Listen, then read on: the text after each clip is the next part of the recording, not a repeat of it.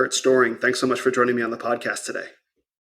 Yeah, thank you so much, Will, for having me on. This is exciting.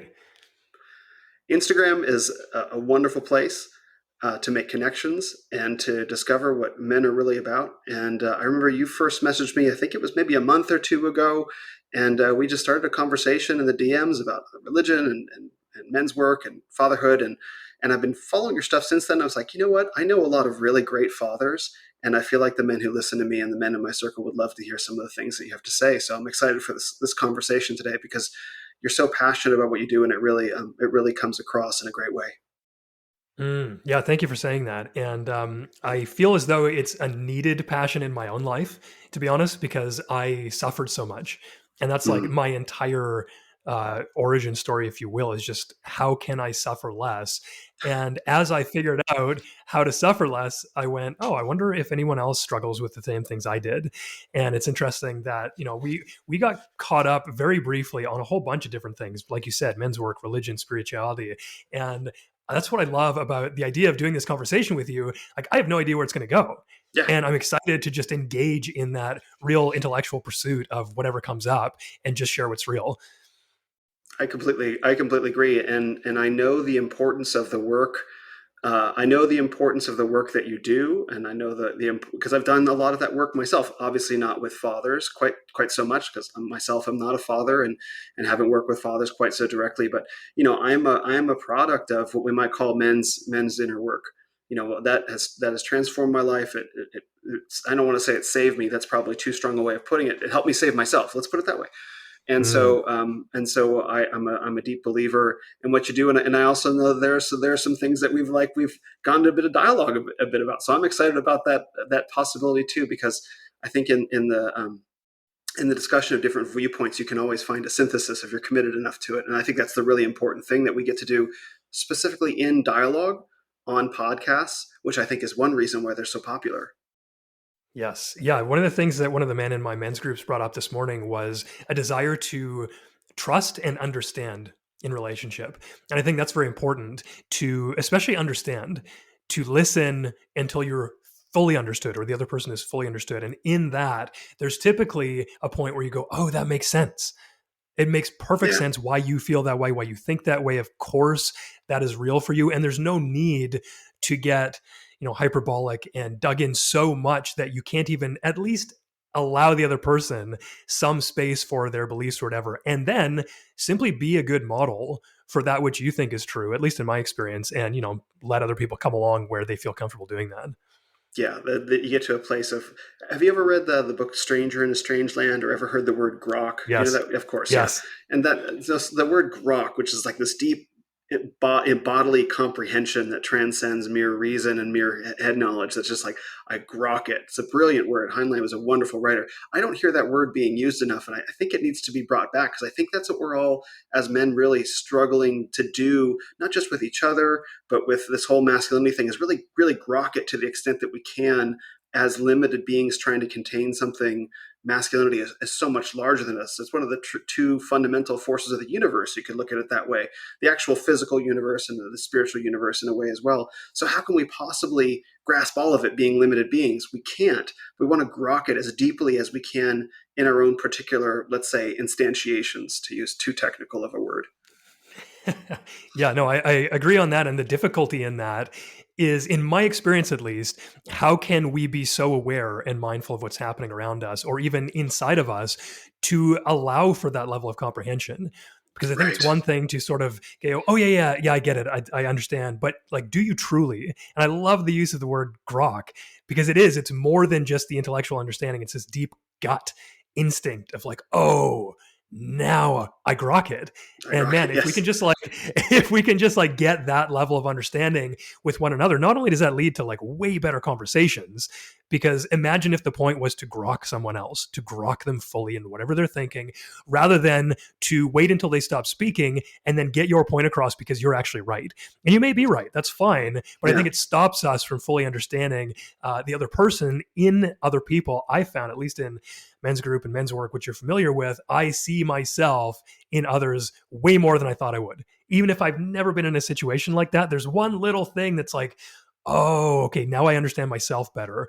And I think even in that, even a selfish pursuit of understanding yourself better, perhaps that's motivation enough for men to go there and to look for that deeper understanding when it can be so easy just to fix, if you will. That's the beautiful part about men's work is I think men, they suffer in isolation. Every humans do. It's not just human. It's not just men. It's women as well. But let's focus specifically on men because that's our area of expertise. Men have this thing of suffering in isolation. No one can possibly understand my problems. I'm alone in this for whatever reason, whether it's some mistaken belief about the nature of the problem or some sort of persecution complex for whatever reason. Men just sit there with their head in their hands. No one could possibly understand. And when men actually get into groups and start opening up about what their problems or challenges, their hurts are, you can ask pick men in like a circle of like six guys and say, how many of you relate to this? Any man with almost any problem will speak it, and like two or three other guys in the group are like, yeah, that sounds like me. And it's just the first time I remember the first time that I saw that. It was profound to be like, wait a minute, I'm not alone inside my own problems. They're shared, and that had a multiple different effects at the same time. One is it took the pressure off me, and it was a real introduction to the human condition and the male condition in this powerful way that created these cascading positive ripples in my life. So yeah, to your point, exactly. Like when men open up and share what's going on with them, we see we're far less isolated than we think we are. Yeah, and this brings to mind a very serious sort of vulnerable sharing that I think is not common in our society that I've experienced in men's group. And I won't go too deeply into that because I'm not sure where you want to take the conversation yet. But one I thing want that to I take did it. I come want up, to take it right there. It's funny you mentioned that. That's where I wanted to go. No, okay, please go yeah, for one it. thing that did come up was in one of my men's groups for fathers. We do so-called shadow work, if you will, things that you Sure. don't typically talk about, and they can help significantly open you up or shine a light into the pain so that you can then work on it. And one of Right. the Yes. prompts I introduced was something I hate about being a father. And man, you're not allowed to say that. Like if you say anything about how much burden there is as a father, how Right. much Yeah. responsibility there is as a father, and this goes for men in general, I think, but fathers especially, you're not allowed to go there. And so what I witnessed in that with men speaking their truth and sharing this, oh, I have felt that too, and I didn't know I was allowed to say that. Yeah. For And sure. it's so funny because you think it, and so why is it so hard to say? What is it Hmm. about that understanding that you grok again deep in yourself? Like sometimes I hate everything about the responsibility. I just want to leave. I just want to go and do my own Yeah. thing. I don't want to have to work. I don't want to have these kids screaming at me. And it's so hard. And what I saw in that moment was the shared collective burden of fathers around the world. And I just had a group of, six, like you said, six, seven guys, I think it was. And to see each one of them share what they didn't love, what was hard for them, was unbelievably empowering for me to go like, oh man, am I ever not alone? Because these guys are sharing really deep, really dark in some cases, truths for them.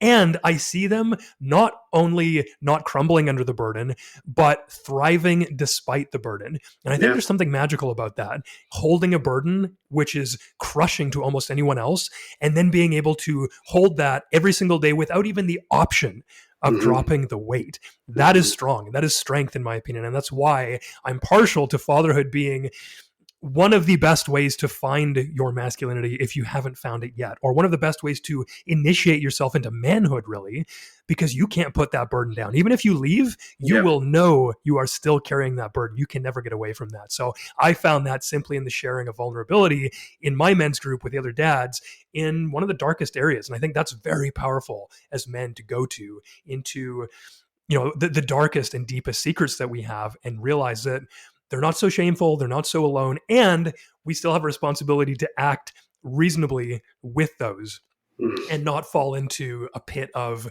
degeneracy, basically. This is for all the men listening. I'm sure there are a bunch of fathers who are like nodding to themselves. Okay, that sounds like me. Um, but this is to hear you say that is music to my ears. It's this real magician work for me. Coming from the king warrior magician lover kind of archetypal tradition, because I have observed in my own work and in so much men's work that men will carry their burdens and they will judge themselves for having these burdens. Like, oh, I shouldn't feel this way. I'm so weak for feeling this way. Whatever it is, whether it be fatherhood or whether it be trauma or shame or whatever it is, they'll judge themselves as being very weak for being the way they are, and yet they will still carry the full burden of their lives. And what I have to explain to them, because I had to explain it to myself, is you're not aware of your own strength because you're still carrying this, and you're still living. Like, understand that this burden, you've had it inside yourself for your whole life potentially, and yet despite this burden that's been with you, been inside your heart, been inside your body, been inside your mind, you've still showed up. You've still got a successful career. You still got a house, and all the things. You've been carrying all this, and you still showed up and succeeded. That's a testament to your strength, and your strength is locked up in the carrying of this burden. And if you can bring another strength to bear to let go of it, you will discover a whole new strength that you didn't even know that you had. You will get this massive upgrade when you actually put down this thing that you've been carrying, and try to live. And when men hear that, like, you don't actually need to judge yourself for carrying these burdens. Like, it's okay. We all carry burdens. Like, you've still done the work. You've still done what you did to need to live. And now you're ready to put it down, because now that you can identify it, you don't need it anymore. And when men get that, when I got that, it was like, oh wow, you mean I don't have to judge myself for being this way? I can embrace myself. And that's the pure transformation. There is so much pain in judgment, self-judgment especially. Yeah, And the flip side of that, I think, is gratitude in some ways. When I can be like, I think back to the father wound, if you will. yeah. So many men judge their fathers and they have this pain from childhood or memories of how their dad treated them. And it's like this, yeah, this burden, this power over them that they allow their father to have. And when you can release that and find the power that you are the way you are because of these burdens, because in this case of the father wound or whatever he was, if you can find something in your life that is positive or worth living that you appreciate, then isn't everything else worth it? Isn't everything else a spot where you can find gratitude? And can't you drop that burden and reframe the guilt and the judgment? And this is huge in parenting because, man, I screwed up so badly as a young father and Oh wow. judged myself so hard. And it was a pit from which I didn't think I could escape. And that meant that I was showing up even worse as a father. And it was Mm. simply that judgment instead of being able to let that go and reframe, which is what I do with a lot of men now, is just find reframes. Like, this is hard. Straight up, this is hard and it's going to be burdensome, and you can do it. Like, those two things can work at the same time rather than simply being, oh no, I'm not being perfect. And in my experience, at least in my own life, perfectionism was a huge burden that I really had to let go of and realize that I could be loved, accepted otherwise without being perfect. And in fact, it was holding me back from deep relationships. So I see this so much in parenting is you have to drop the expectation and the judgment of who you were if you had screwed up, which in my case, I screwed up a lot. I Mm. had to forgive myself and then be grateful that I was in a place to transform, to do anything different rather than just be crushed by this weight and this judgment of myself looking backwards. Yeah, there's a life artistry to that. Like, how to hold all these different things in balance. Like, yes, I screwed up. Yes, I feel pain or ashamed of within myself from my action. There's the consequences of someone else, right? Who's feeling this thing. So there's two things I'm juggling. Then there's also, I need to abstract myself out of it and kind of be like, okay, and know that these feelings are coming up in me, and I have to let them have their own life, and somehow I have to juggle all these things at once to allow myself to get through it, get past it, and not destroy myself in the process and make everything worse. Like, that is a skill. That's a skill. No one is born good at that. No one is born good at that. And I think one of the blessings of the age that we live in is there are so many tools and teachers and books and sort of cultural practices around learning how to do that for both men and women. But since this is a podcast about men, we'll stick to talking about men. But I think it's one of the uniquely powerful things of our age that there are, men like yourself, books, again, practices to teach men how to live that way. And not only did they not ever really exist before, they didn't really need to. I don't think the men in the 1800s or any hundreds prior to that really asked those questions. But for whatever reason, the nature of the world today has given us, has both forced us and given us the opportunity to ask those questions and learn how to be more effective in the way that we live and are, I suppose I'd say. Yeah, that's exactly what I was going to say, and you took the words right out of my mouth, which is like, Boom. why would they have needed this beforehand? Yeah, You know, exactly. like this, I'm so grateful that there is this, like, whatever you want to call it. By the way, I love the phrase life artistry. That is exactly what it is. Yeah, I might use that. So thank you. you're welcome. But yeah, like, why do we need all of this work now? Well, it Hmm. means, at least for me, that we've come so far from the realities of who we are meant to be. Or, we talk about biological realities, we talk about roles in society, and it's no wonder that we have trouble finding out how we are men, how we are masculine, how we Hmm. show up in the world, how do we be a good father, because things are so perverted in so many ways. Yeah, good And word. I just, right, and I almost feel sadness that I can do what I do because I shouldn't need Yeah, to. right. I should be able to operate in a village or a community or some group of people working towards some common goal that build a container with one another. And here we all are operating alone on islands of our own, and they don't have all the resources we need. And so, yes, you're right. I'm so thankful that the books and the teachings and the practices and the embodiment and all this other stuff, the coaching, that it exists. And it's like, man, how can I make sure this doesn't need to be in the lives of my children? How Hmm. can I be the man that gives them the tools and teaches them how to build community and teaches them that, the metaverse is actually BS and you should live a real life? And, like, doing that in a way that is completely countercultural. And Yeah. that's sad. Like, everything that I think is reality is now being, like, called into question. That's a weird, scary place to be honest. And I'm sitting over here navigating, like, how do I show up? Where do I show up? What's my responsibility to show up in a way that is supportive and leader and all the rest of the things that I feel that I should be as a man and a father, when everyone's telling me that, like, I'm kind of a bad guy for even being a dad.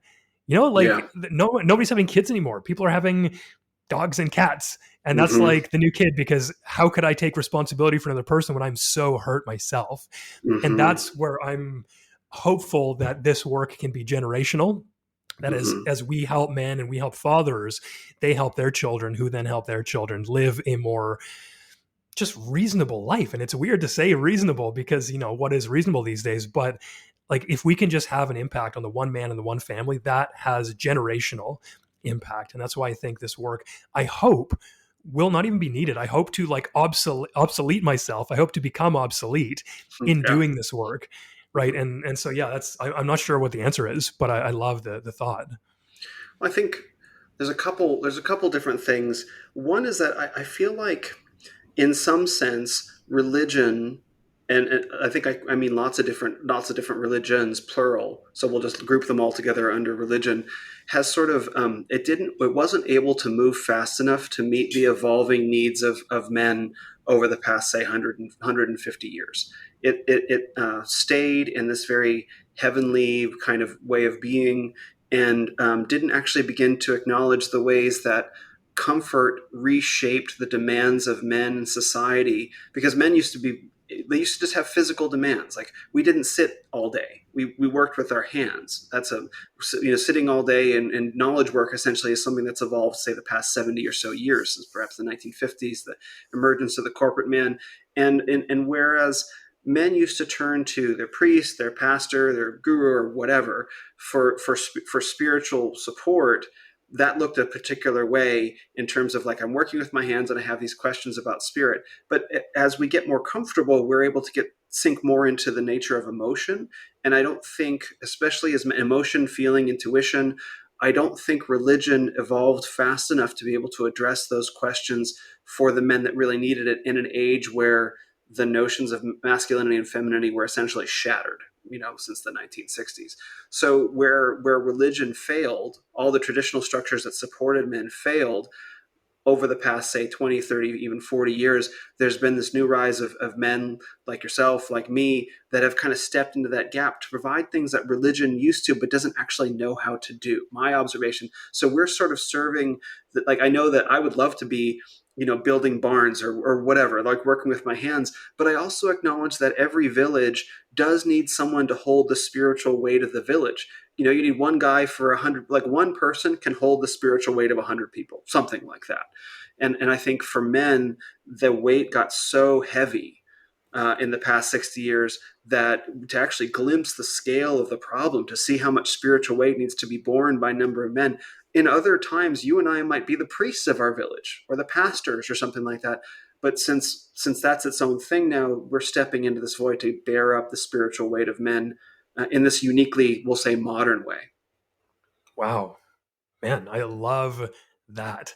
I love that so completely because I will be honest, I don't have the knowledge of organized religion, if you will. I Sure, come from a background where my grandparents are Christian, and I was raised in a way that was had nothing to do with that at sure. all. And I'm along this journey, if you will, and open to learning more. Especially, I love what you have posted on your stories recently.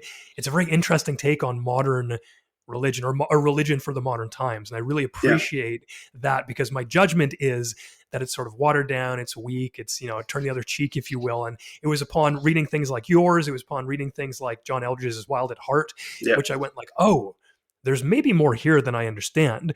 But yes. so I'm prefacing by saying, like, I can't comment very well, and I'm not a believable source to talk about religion other than simply my questions about it.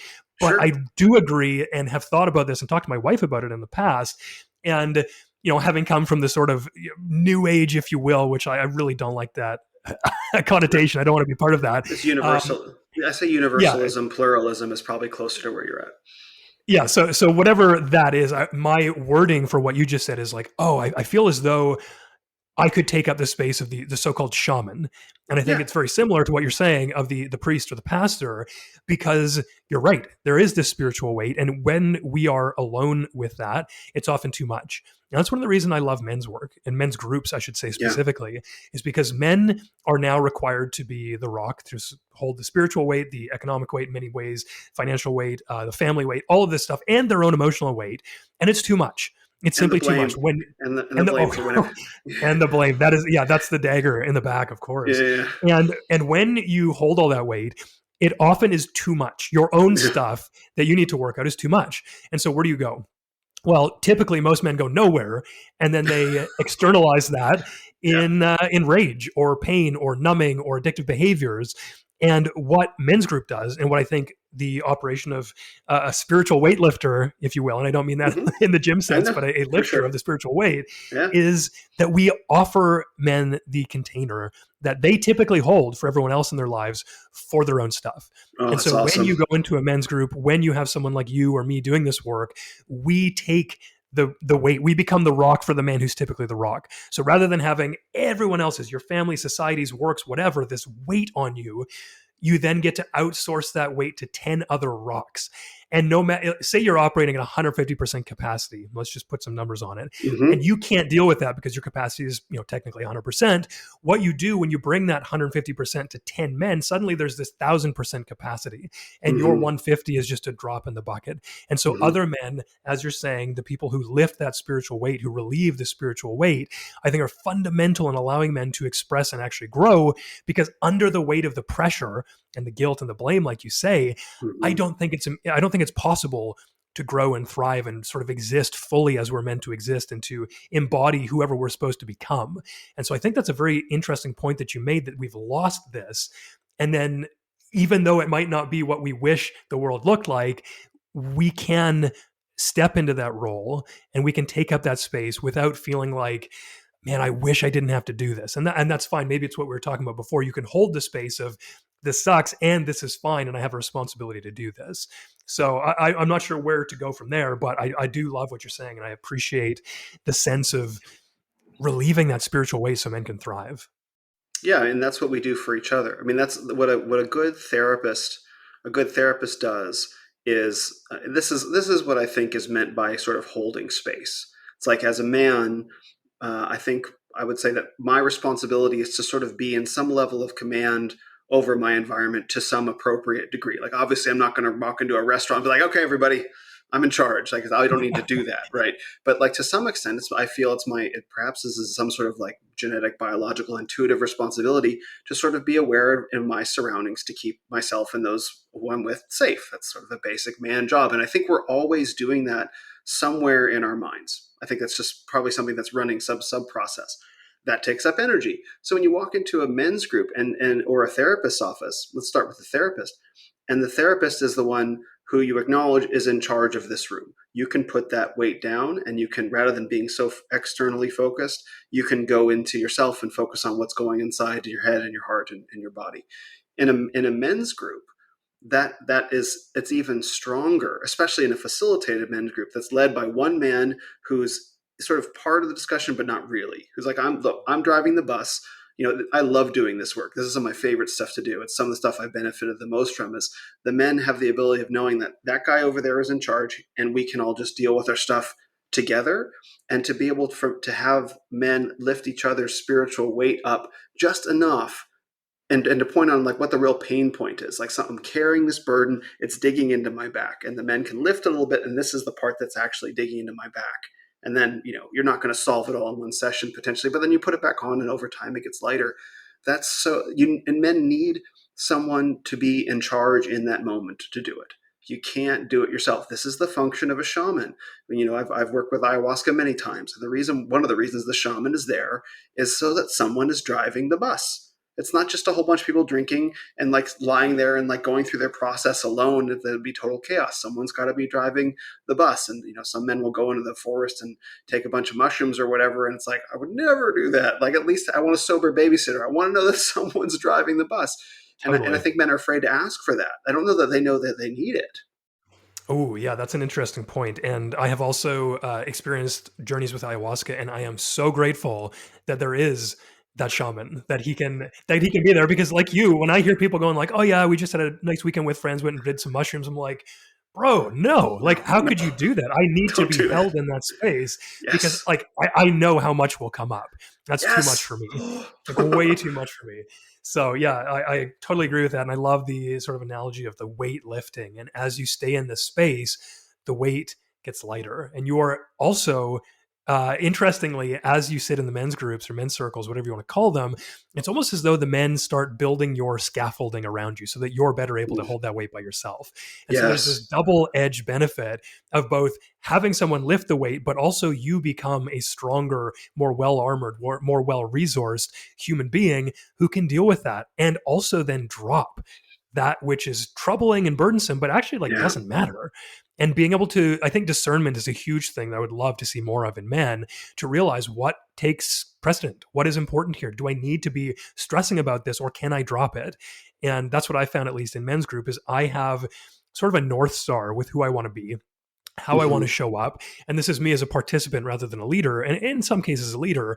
But when I go to group, I know I'm going to be called to show up as I say I want to show up. And so if I start straying from my, North Star, if you will, then I'm going to be called out. And it's very Hmm. easy then for me to, if I miss a meeting or two, which I would never do, but if I do, and I've seen this in other men who miss meetings, suddenly they're 30 degrees off course instead of 3 degrees off course.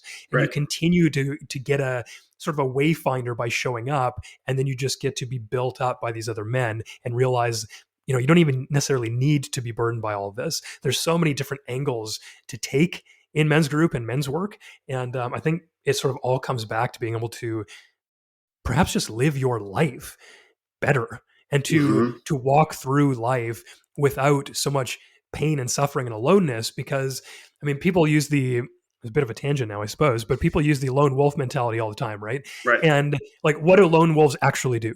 Well, they die, or they Yes. suffer, or they go back to the pack they left. That's There's right. no like, natural lone wolf who's just some like alpha taking down moose by himself. This doesn't exist, It's an right? And oxymoron. right, yeah, and I say this to dads too. Like, lone wolves also don't raise cubs. So you need, if you think lone wolves are Boom. cool, like, I love it. right? Thank Yeah. you. Yeah, no, it's just like, no, you need a group of men. You can't do this alone, and there's no shame in that, because it's actually not cool to be a lone wolf. Like, unless you want to be weak and die, I guess, but like, nobody Hmm. wants to do that, especially as a father. And so get men around you. And one of the things that uh, you brought up as well, I'm just now remembering where I wanted to go with this, was it's hard for men to go there. It's hard for men to, be called and ask for the help and to say what's real for them.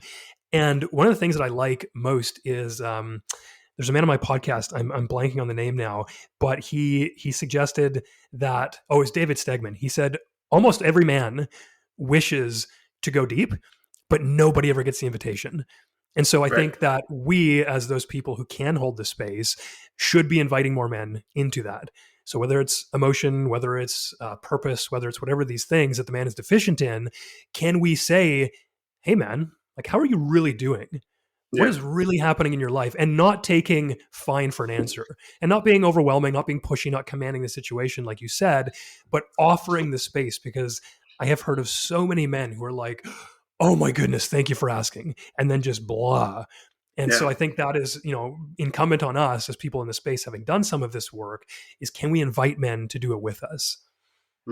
Yeah, the invitation is so powerful, and most men don't ever get it. There's no space in their lives for them. Like, men will talk about how, they begin losing friends. For example, once they get married, and have kids, they stop going to the bowling nights, or they stop seeing their friends, or they do all these different things that they stop doing all these different things that really supported them, and they just watch their friendships wither, and they just kind of they lose that. And so, in the face of losing the basic levels of connection, like the notion of there being an invitation to actually go deep, I mean, where does that even fit in? And yet, that's what men really need. Is they would get that from their close friends. Like, Tommy and I have known each other for 10 years, and I just know that we'll spend 20 minutes together, and then I can just tell him what's really going on with me because we have 10 years of history. And then suddenly, you're not friends with Tommy anymore because life happens, and then you lose not just the connection, but you lose the opportunity to talk about what's actually going on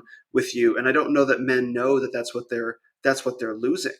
And I know that there's a lot of criticism coming from some sides of the men movement that, like, oh, men shouldn't be sitting around and talking like women. It's like, well, there is more to do than simply sitting around and talking, but there is also that to do, very much so. And so, yes, men experience and bond by doing, but we don't necessarily have time to have men, building relationships over 5 or 10 years, beginning when they're teenagers or something like that. Like, we have to get to the root of the problem quickly, and we can't spend, forever in a duck blind, getting to know each other over 15 summers, and Yeah, so we're in this totally. really unique position where we have to learn to open up and talk about these things now, because 5 years from now, who knows where we're going to be. Like, it's going to be important for us to be stronger as men, to lift these emotional weights with each other, to lift the weight of our society, one might even say.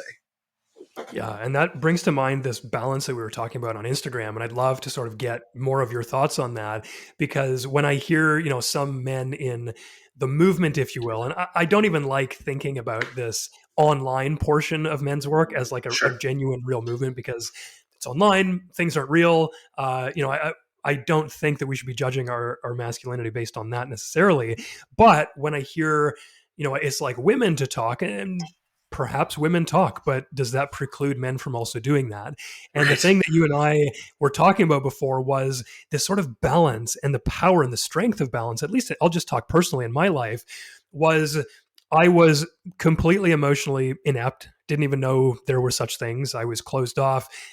Angry was the only thing, much like most men that I meet. And I had to learn Literally, how to go to that. literally cannot imagine that. Please continue, but I cannot imagine you like that, which is Right? awesome. Thank you. Yeah, thank you. And actually, you know what's funny? You might not have been able to imagine me like that before, because it was directed towards only those people closest to me, and that's why it was so damaging. So the Because nice guy I thing. totally, absolutely nice guy thing. I would treat myself so poorly. I like hated myself because I couldn't live up to my expectations. And so, because I saw my wife and children as extensions of myself in some way, I treated them the same way I treated Mm, myself, which ouch. was absolutely toxic. And I've done a lot of recovery to get back from that point. But Yeah. in saying that, I went from the stoic, sort of hard rock to being open, to having an open heart and really enjoying that and being in the so-called flow state for a little while. Mm-hmm. And on the other side of that, so my judgment is, let me just finish with this. The judgment is the men who say it's all about stoicism and hunting and getting stuff done and working hard and being the alpha, Be you better. guys miss, yeah, exactly. Like, yes, and you miss an entire human experience, half, which is the emotional body. And I'm not saying you Yeah. have to live there all the time, which is what we talked about, because on the other side, you get the conscious flow bro who's like, oh, I'm just like in my feminine right now and I'm feeling really like relaxed and flowy. And it's like, okay, bro, but like, when will you get down with your feet on the ground and do some real work? When will you Right. put that away and start making something of yourself, getting purpose, doing things, building things with your hands or otherwise? Because in my experience, in my own life, I operate as a sort of more solid, grounded man when I am in the center and can choose, and again, discernment, when a situation requires me to be in my emotional body, when it requires me to put my head down and just get stuff done. And Right. I can do those now, but it required me going deep into each side of those. And I think each side, each extreme that is, again, way easier to market on Instagram. It's way easier to be like, this is the answer. And my message is like, I wonder how I can market balance. Because that's the most boring thing I can possibly Right. think about saying, like, hey, dad's just balance. But that's been my truth. And so I'd love to sort of throw back into your court and see where you're at in terms of being an emotion versus, I think you said through the emotional stage. I'd love to just like, throw that back at you and see what comes up. Yeah, I was listening to your recent podcast with Lael, I think Lael Stone. Is that her last name? Yeah, Yep. and I was thinking, I was listening to you tell a bit of your story during that podcast. Excellent podcast, by the way. And I'll link Thank it. you. I'll link it in the show notes. And I was listening to the way that you describe yourself, and I was considering that in light of your work, and I realized like, well, I've always been, I want to say, like an emotionally fluent man. Let's put it that way. Not always in control of my emotions, but emotions, language, spirit has always been where I've kind of been oriented towards. And so the notion of men, I understand conceptually that some men cannot be in touch with their emotions. Like, I completely get that. That was not my experience. And so it's not something that I can necessarily relate to. I understand it from doing enough men's work. I've seen it, I've facilitated it, but it's not something that I can intuitively relate to. So for me, I had to go, and of course, I had my own work to do. So I went deep. So I was naturally attracted to that men's inner workspace, and I went deep into it and did all the practices and did all the stuff, and got to the place that's sort of parallel to what you described, where it's like, okay, now I've done all the practices, I know all the lingo, I can go as deep as you want me to go, and at some point I have to zip all this up, and I have to go forward into the world and begin doing. And what I encountered, and this subject that we're talking about right now, it comes up all the time. In fact, I'm in this huge long email chain with a guy about this right now, about the need to achieve this balance. And so what I experienced was, when I started talking to the men that I knew, and we'll call it this men's inner work world, they were very resistant to the notion of leaving. They were very resistant to the notion that their work was, they thought it was the end all be all. Like, what do you mean, man? This is all there is. We've cracked the code. It's like, well, no, you haven't. There's this whole other side to the men's movement that's talking about its own thing, that has its own limitations, but you must journey beyond the boundaries of your homeland and journey into that other world. That world isn't the end of it either. Whichever it is, whether you start on the be better side, the inner work side, we'll just call them those two sides. You have to master your homeland, then go into the other land, master that, and then you find the balance that works for you. So the natural balance that Curt may achieve and who he's going to be is different from the balance that Will may achieve. And so it's this process of self discovery and self creation that I think is so important, that I think brings men to life when I explain to them. Like, you read all the different books, explore the different practices to whatever you have the time, and you get to craft the version of masculinity that brings you to life and refine it into the man that you want to be, rather than saying, I'm going to follow this practice or this way of being or that way of being.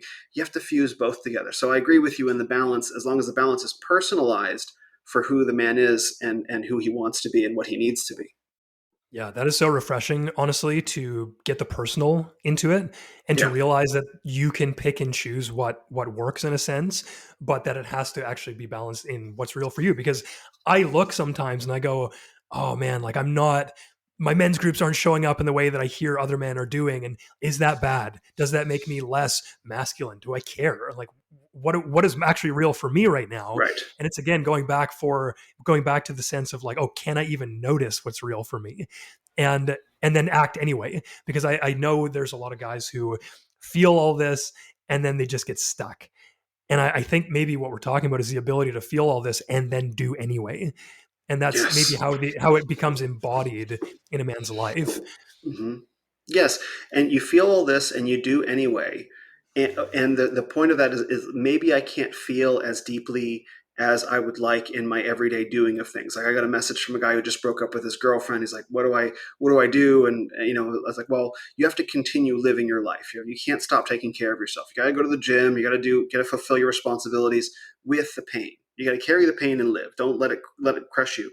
But what men don't have, but I said you also have to find brothers to lean on, because you can carry it. If he's going through a bad breakup, it sounds like he can carry it for a few days. He's a young guy. He can carry it for a few days maybe, but there'll come a point where he begins to get weak, as we all do. We don't sleep right. We don't get enough to eat, or we don't have enough water. Hungry, angry, lonely, tired, right? And so then Mm-hmm. you're going to break, and then you're maybe going to reach out to the ex or whatever. It's like, no, when that happens, you have to find a place to be with your brothers, and then you can feel deeply there, and then you let that out so you can release some of the burden, and then you pick it back up again and you go back into the world. And men need that back and forth, which is why men need each other. But men are so isolated now that they don't feel like they can, let's say, open up or really lean on their brothers in that way, that they just end up breaking under the weight of their own pain. And that's only natural. That's why the be better world, and now I'm putting this all together, that's why it's so limiting. It's like I can be hard as rock, like good, like I can be Goggins, man. It's like, no, like, Goggins is, mad respect to the dude. We shouldn't all try to be like him. You know what I mean? That's, we shouldn't all try to be, Superman in some ways. We need support, and so men's work is important for men to be able to find that. Yeah. And is there the thing that's coming up is the question, have you experienced a way that gets men to open up and to come to this kind of stuff when it's so culturally poo-pooed, when it's so on that Yeah. side of things poo-pooed? What sort of things have you seen in your work that have sort of invited men to actually do that? Because it's hard, man. In my experience, that there are only two reasons why people change. One is because they're experiencing pain, like active pain. They don't really know how to do anything else with it, which usually needs to manifest in some sort of crisis, or because they want something aspirationally so bad that they're willing to risk anything to have it. It's either or. Those are the two things that motivate men to change.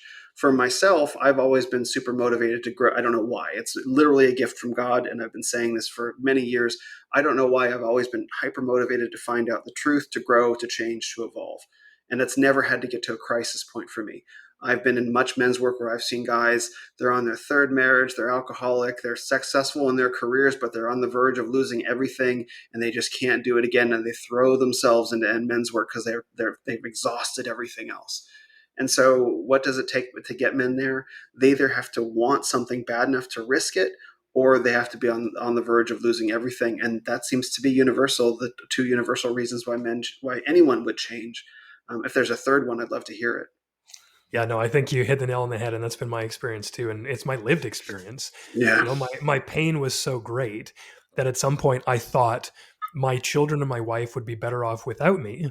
Oof. And it wasn't that I would run away, because imagine that burden.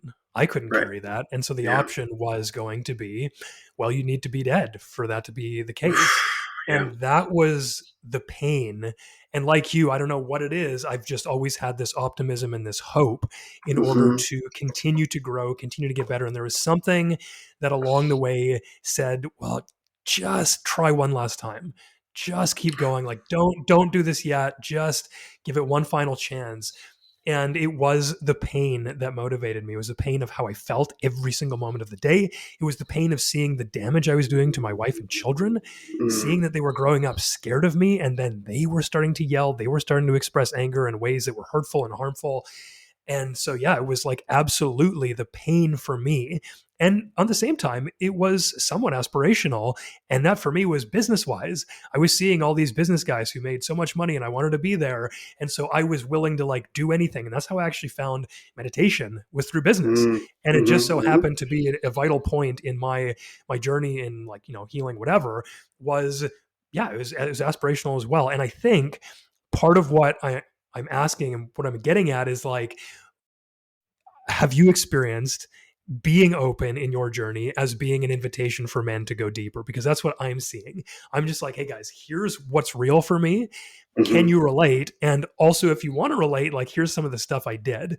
And I've seen that be really important, which is one of the reasons I'm so pumped to meet men like you who have podcasts like this, where it's like, here's what's real. Can you relate? Here's what we did. Like, does Mm-hmm. any of that resonate? Can you pick that up? Can you do your own work around that?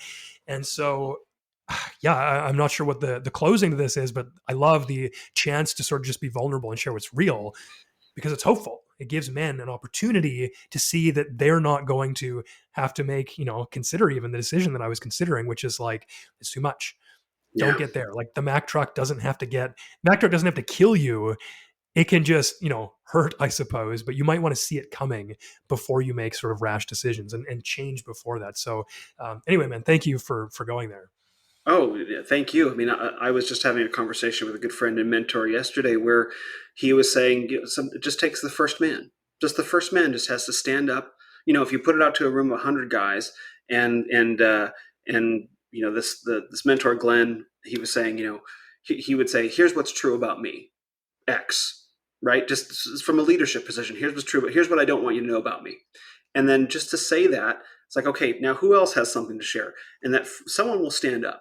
Eventually, a man will stand up.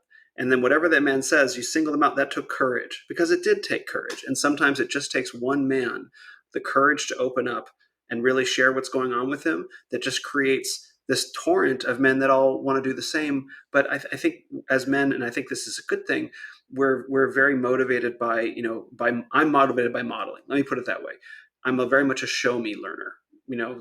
Tell me, let me figure it out for myself, or show me. I think those are the three learning styles. I'm very much a show me style of learner. And I think when it comes to Mhm. men modeling behavior, it helps for them to see it. And so, to your point, like, yeah, the first guy to actually stand up and say, this is what I don't want you to know about me. And the way that you say that and the way that you carry that models, like, yeah, it's actually okay to be this way in this circle of trust. No cameras, there's no recording. It's just a bunch of guys working through their lives together in that space of, say, security. It's incredibly powerful. But again, men don't have that space. Where did you find it? So you got into meditation. By the way, this podcast is what happens when you have two listeners talking to each other instead of me asking questions like a proper host. So okay, so you got into meditation in the workplace. How did that translate into your own growth journey? So you're being let's say less than positive to your wife and kids. I don't I That's the don't want most to charitable way I could say it. I don't want to character. I'll let you characterize it for yourself. So I just want to step into that. So but you're trying to be hyper motivated to be financially and professionally successful while carrying this emotional burden. You discover meditation in the workplace, and then how did it evolve from there? From you, like, I guess, turning your life around, turning your relationships around, turning your fatherhood around, and now to getting where you are today. Yeah. So this was, I feel looking back that I pursued healing, if you will, Mm-hmm. as a full time job, and I am fortunate to have these so Amen. called, yeah, the entrepreneurials, or sorry, entrepreneurs. Um, I don't know, just the ability to have that space. It's almost a gift. Well, it is a gift to be able to spend Yeah. the time that I want, how I want it. So I was struggling. I had two kids. My second was just born. I was following this guy who was doing a business that I liked, and I was like, "Oh, I'll just see what show me how you do it." Sort of Yeah. like what you were saying. And he just said in passing, "I've been meditating with this app, and it's made me more productive." I was like, "Bingo! Great! I'm going to start meditating. I want to be more productive. I want to get some stuff done. I want to make money." And so I did. I used the Which Headspace app for like 10 days or something, Headspace is and great. yeah, it was fantastic. I used it for the first couple of years of meditating, and I remember it was about 10 days in. I think it's like the first 10-day challenge. And I leave my office and I come in the living room. My son comes around the corner and he just does something that otherwise would have just sent me into a tirade. Like, Oh how could man. you? How dare you? All this kind of anger. Like, to the charitable explanation, like you said, it was just, I was mean. I was scary and mean and hurtful and angry and childish and petulant and blamey and like always. And I would always repair after, deep shame spirals, but it was very frustrating, I imagine, for my Still. wife and kids, right? And so anyway, he came around the corner and I didn't scream at him. And I was like, oh my goodness, something happened. What is this? Why did I do this? And I went, oh, it's because I've been meditating. I can see what I was going to do before I did it. I found the gap between the stimulus and the response, as the saying Mm, goes, where I was able to choose my reaction. And so that was the moment where I went all in. It's like, wow, there's something here. So what does it mean? What does mm, consciousness look like? What does being in the body look like? What does noticing my feelings look like? What does any of this mean? And so I read a lot. I read so much. I meditated. I did journaling, a lot of journaling, a lot of different styles of journaling. I mm. got into breath work and sort of moving the feelings through the body, and started working out a lot more because of how impactful that was for my own mental health. Yep. And it was just like all of these cascading things over the course of about 8 years that eventually led me to, doing an ayahuasca retreat, a journey like that, and doing much more deep men's work, shadow work, looking at places that I didn't want to look at, grieving my own father's death because he died just Mm, before the second child was born. And mm. I just got really deep into why. Like that was my question that was leading all of this. Why am I doing this? Why do every time I say I'm going to be better, I fall off the wagon again? And what I found was there were sort of deep wounds that were not healed, if you want to use the term, Sure. and they kept being brushed up against. So I would be triggered by something different by my children or wife, but it would hit the same nerve. And so Hmm. asking myself why over and over and over again and learning how to sit with what's coming up through meditation, mindfulness, journaling, breath work, whatever it may be, eventually men's work, that sort of allowed me to go to what I feel at least right now is sort of my deepest core wounds, which relate to my father leaving my mother Hmm. going through probably Great Depression, getting very ill through my childhood, feeling Yeah. abandoned basically, and then wondering like, how am I supposed to help this kid when nobody helped me? So my son comes into my office looking for my help, looking for my emotional support, and I'm just like, dude, I'm just going to get angry at you because this is triggering, because nobody was there for me when I needed it. How am Yeah. I supposed to show up for you? And so, long story short, 8 years of this type of work led me to needing to share it because I did get through the other side. Yeah. And to me, that looked like, maybe I'll just go there. I mean, I don't know how much time Go you there. have or want to have, I have all but the time in the world. beautiful. Okay, so let's go there. My specific journey through the worst of it and into a place that I feel now like a mature, initiated man and leader is that I finally admitted, and in the company of other men, this was specifically with my grandfather, who I meet biweekly for lunch, and which is a gift in itself. And I said to him, I was blaming my parents, as we do, As you and do. and I said afterwards, after this came out, this blame, I said, all I feel is like I'm a 3-year-old boy who just wants mom and dad to be there for him. And I was like, Mm. ooh, man, that is really painful. And I Yeah. just started crying. And he was able to hold that space for me and just simply put a hand on me, be there. I let it out. And that was a freeing moment because I Wow. started the grief process. And this is simply my experience. I don't know if everyone has to go through it, but I let go of the sort of base childhood wound that was keeping me from feeling like an adult man. And I let it go. And what that meant for me is I had to grieve. So my grief process was, I realize I will never get that which I long for deepest, which is to be three, which is to have a mother and a father who could actually be there for him. I will Yeah. never get that. I'm a 30-year-old Yeah. man. It's never going to happen. So let that go and then let the feeling of that sadness course through you. Mm. Sit with that, let it rack you to your core and cleanse all of the Mm. weight of this pain. And so I did that. And from that moment on, I felt free.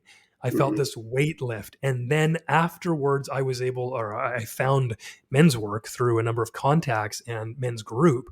And being in that, I was able to then develop a deeper sense of self. If I'm not a 3-year-old, then who am I? That was the Mm-hmm. question I struggled with for years after having this grief process. And it was simply by continuing to practice, being with other men, meditating, feeling my body, like, talking to my wife a lot about what this journey was like for me and having her input because she's brilliant and she's Mm-hmm. trusting and she's loving.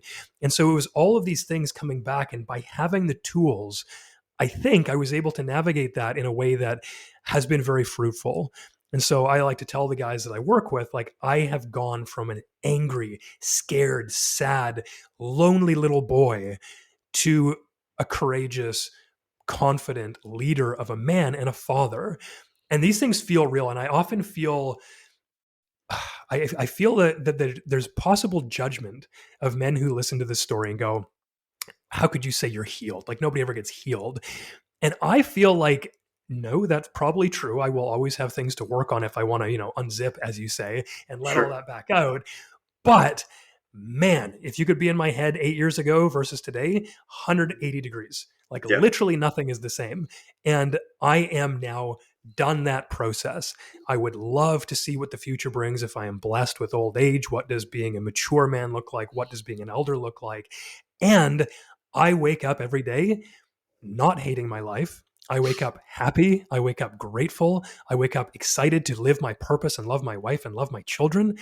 And all that to say, like, man, it is possible. And Mm-hmm. I just so happened to be so dedicated to it for some reason. I think it was, like you said, the pain, that I actually got there. And I like telling the story because I think it brings hope coming from a place about midway through the journey where I kept screwing up. I was living in Thailand at the time with my family. We traveled for 2 years. And I just remember pounding this like cold pavement floor because it's all concrete floor in Thailand, Mm-hmm. and thinking like, you'll never get better, you moron. You're an idiot. I can't believe you screwed up again. Why is this still happening? Going from that nearly suicidal to being like living my dream life in many respects and Mm-hmm. still being ambitious, still being adventurous, still longing for more in some senses, but feeling so solid and so complete and so authentic. And that's led me to today where I just felt I can't hold this stuff in anymore. It's helped me. It's literally changed my life. Mm-hmm. And maybe it's time to share. So, what does that look like? And now that is the journey I'm on. How do I hold the spiritual weight for other men?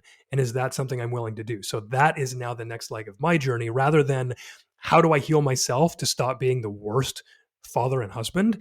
How do I actively become a father and a husband by building up my family? What do my children need from me? What questions do they need me to answer in their lives, as John Eldridge again would say in his Yeah. Wild at Heart book? What does my wife need from me actively rather than just me cleaning up my own messes? And what do the men out there need from me as a leader in men's group and in a men's community?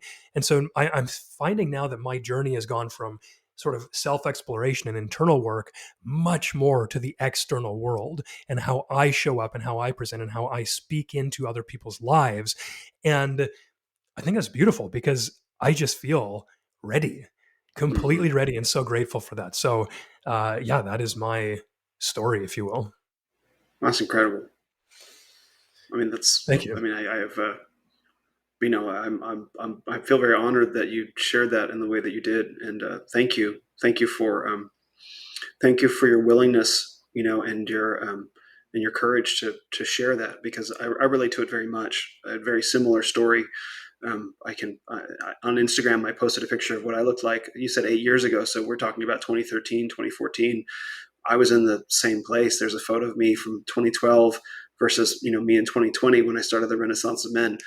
People say they don't recognize me. I was a different guy, and I was a different guy. I mean, obviously I have all those memories, but so I can relate very much to the notion of transformation, of feeling very stuck, of you'll never get better, and the enormous amount of willpower that it takes to undergo a transformation like your own, the enormous again amount of courage. Um, uh, I don't like the word vulnerability because it has certain connotations these days, but I'll go with it anyway because it does actually, in the right circumstances, require vulnerability to be able to open up to your grandfather like that. And so I wish my mom and dad had been there for me when I was 3 or 4 years old. Like that's either his son or his daughter that you're talking about.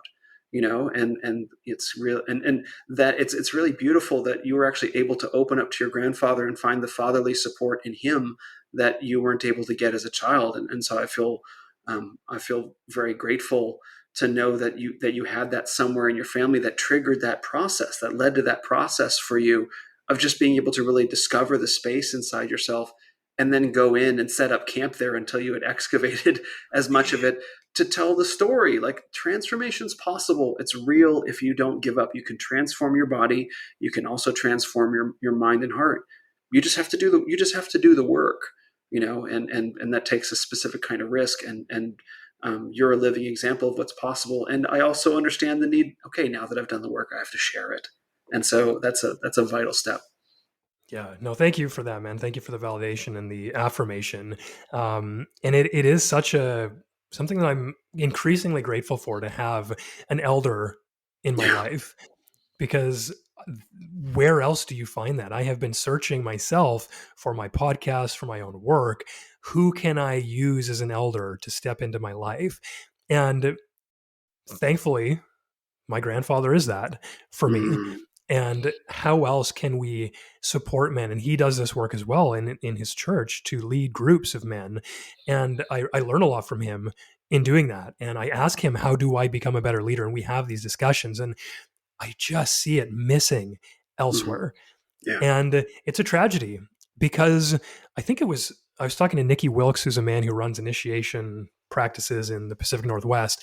And he was saying that it's a shame, not only for society and for the children and the grandchildren who don't get to have the wisdom and the support of that man in the elder role, Mm-hmm. but it's also a tragedy for that man, because Mm-hmm. that man leaves the workforce at 65, let's say, and he's put most of his life into being identifying with the job that he had.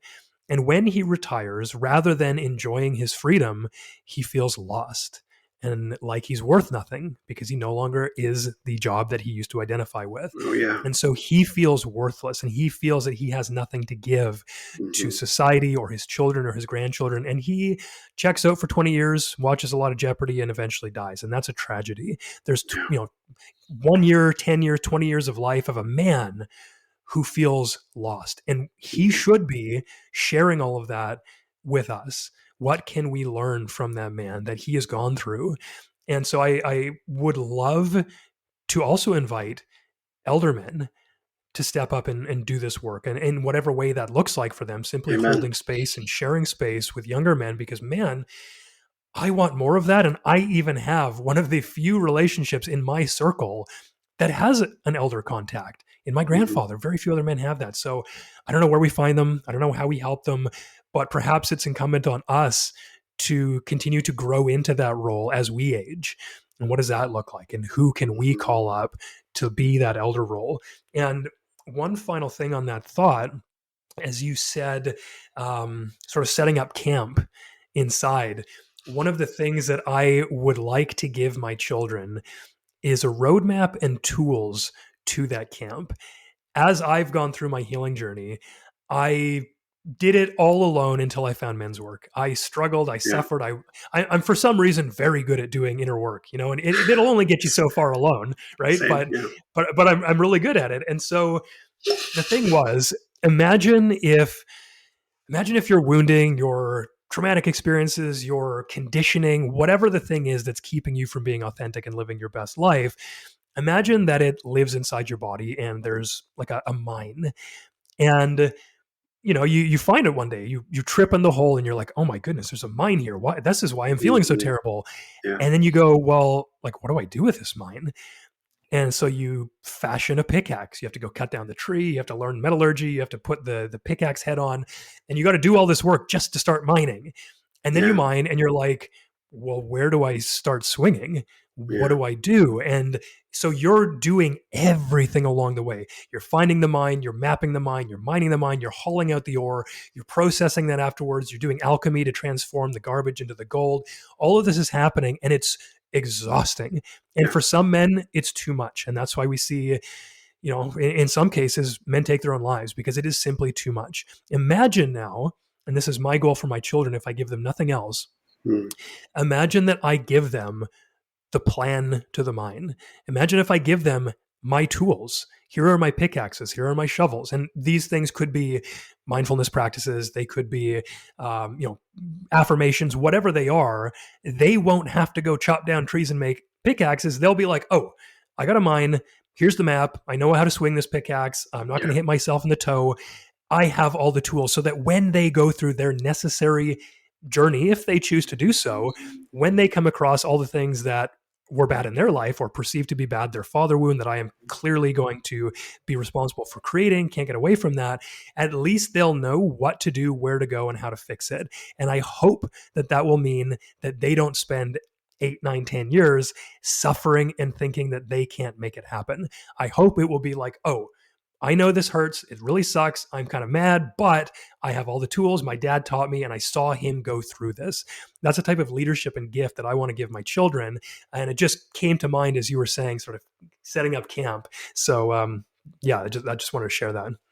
That's beautiful. And from my perspective, I think the father wound that so many men have is because of an absent father, either physically or emotionally or even mentally. It's that they carry these wounds of their fathers, and it's important for men to develop the belief that I made it, I'm alive, so my father did his job. I mean, it's important to set that floor. It's a low bar in some cases, but nonetheless, and my father was doing the best he could, which is, I think, any man who does this work eventually lands in that realization and gives it to his father as a gift. But many of those men are struggling with absent fathers, whether by divorce or abandonment, or fathers that just weren't there mentally or emotionally for them, or present for them in the ways that they needed. And nonetheless, we will, no matter if our father is there or not, we will all receive father wounds. That's welcome to earth. You're going to receive a Mm-hmm. father wound. You're going to get a mother wound too. But I think in hearing you describe this, like, yes, your children will have that, but they'll also next to that have a memory of like, well, I saw during all of my formative years my dad not just trying really hard in the striving sense, but genuinely trying, like being there, being present, and however he may have wounded me, which is to say, like them saying that about you, it's like, I know that my dad was a good and present dad, and so like it's not about him. It's like, how can I be mad at a dad who loved me so much and made mistakes, right? And so I Mm. think in some sense, yes, give them those tools, and I think that's very noble and honorable, and this is the way that we redeem the, let's say, the fall that happened in the 1960s, which I think we could probably say was necessary in some spiritual sense, if no other way, but we're redeeming it and putting our children in a better place. But I think in you being the man that you are, you are the tool. That doesn't sound like I wanted to, but you know what I mean. Yeah, understood. Yeah, I mean, but that's the thing, is that the love that you're already giving them is already making it easier. I'm certain of this. Already making it easier for them to process whatever it is that they're going to go through relating to your let's say failures as a human being. And I think Mm. that's the real gift, that heals all the wounds, or and at least makes them easier. Man, that is profound because as a father, and being one who holds so much space, it's Mm, very easy for me to sometimes miss the forest for the trees, if you will, yeah, and to go, okay, what are my responsibilities? How can I help? How can I do this? What more can I do? And again, it's that self imposed burden that I'm yeah, happy to impose because, man, I can take it. And yeah, man, I want to be a good dad. And man, I want to, be a good husband and a good man. But I appreciate so much, and I don't want to get this into like a back and forth like, oh, you're so good, man. But like, I really, really appreciate yeah, for sure. hearing that from you because that is true. That lands really hard with me. And I hope other fathers can listen to this and hear that because what that feels like to me is this almost a warming of the Mm, heart. Like, yes, that is true. I do mm, love and I am so present. And when I screw up, I repair and apologize and will challenge them and will support them and will show up and they will simply know that I was there. There's not going to be any question. Whatever the father wounds are, I think I have a bias toward like, oh, here's what a father wound could look like. And I go like, oh, I want to make sure they don't have that one. And so in my pursuit of that, I will give them others. But it makes me think perhaps they won't be so big. Perhaps they won't be so deep. And perhaps the wound itself will not throw their life off course. Because I feel as though what's coming to mind right now is your life is on a course, you develop a father wound, and it becomes a bump in the road that shakes the carriage of your life onto a new path. And this path then has to be charted and navigated through the mountains, and eventually, hopefully, you heal and come back to where you were meant to be. But I wonder now, as you're saying this, if the father wound in their life will be limited in scope such that it's simply a speed bump and they get to carry on regardless. And they Hmm. might be like, oh, yeah, dad did this, but like he was there. And you know what? It's, as I'm thinking about it now, it's because I don't know what that looks like. Right. I don't have anyone in my family who stayed together. My grandparents got Hmm. back together, thankfully, but even they had a tumultuous relationship. Otherwise, Hmm. I have no idea what it looks like to not have a broken home. And so this Hmm. is all new territory for me. So to get that Hmm. reflection that it might simply be enough to be me as a father, that's deep, man. That's very Hmm. deep. And I really appreciate you saying that. So thank you. You're welcome, and thank you for what you're doing. I'm not blessed to be a father yet. I hope to be at some point, and I think as men who are very devoted to the inner work process and who have processed so much of our own wounds from our fathers and mothers, and I'm guessing lineages and society, like we've done. I mean, you do 8 years of work, you touch on all this different stuff. It's a it Yeah. all comes up. It can be really easy to be like, okay, I'm going to make sure that it never happens again, which is very noble in its intent, and to want to pass on the tools, and as you say, to miss the forest for the trees, like, oh wait, I'm actually being present and doing the thing. And even if somewhere along the line they do come back to you and say, dad, they encounter some father wound that neither of you is aware of, and they experience it, whatever, when they're 25, they know that they can come talk to you about it. They know that, like, Yes. okay, they have say 20 years or more years of being with you, of feeling your presence, and the gift of your love for them, to know that they can come talk to you about it because they've come to talk to you about 1,000 things before. And it can end up being something that you can transform together, and that can be a redemptive moment for both of you, and that they don't have to go spend thousands of dollars on a therapist to go get to the bottom of it. You know? Yes. Oh man, that is so, like, sometimes I want to use that in my marketing. It's like, dude, what could happen if you don't do this work? And I Oh, call it dad work, men's work for yeah, dads. But what is the cost? So let's say, you want to join my men's group, you think a couple $100 a month is too expensive. Well, what could be more expensive than the realization that you didn't do this work and your kids never talk to you again and you live life that is lonely and your wife divorces you? What is the cost of divorce? What what's is the that? cost of therapy for yourself? What is the cost of therapy for your children? Because these are the natural consequences. If you keep living a life that we see over and over again in this modern society, which we've talked about already, what's going to happen? Well, I can already tell, like, you already know what's going to happen, man. You're seeing it play out right now. Your children the behavior is that of having needs unmet, boundaries crossed always. Your wife is probably, potentially, I've heard this even recently, waiting till the kids graduate from high school and then leaving. And then you're left Mm-hmm. holding the bag with nothing that you worked 20 years for, nothing financially, nothing emotionally. Like, that is the cost. So do you want to put a dollar amount on it? Like, I, I hate sometimes having to put a cost on this work because it's so soulful. It ought Yeah. be done in community. It ought be offered for free in some sense. And when I think about it in an economic, transactional sort of way, if you buy, here's the results. If you don't buy, here's the risks. The risks are so fundamentally and foundationally dangerous to your life and the lives of your family. I feel as though this work is almost priceless. Like, Yeah.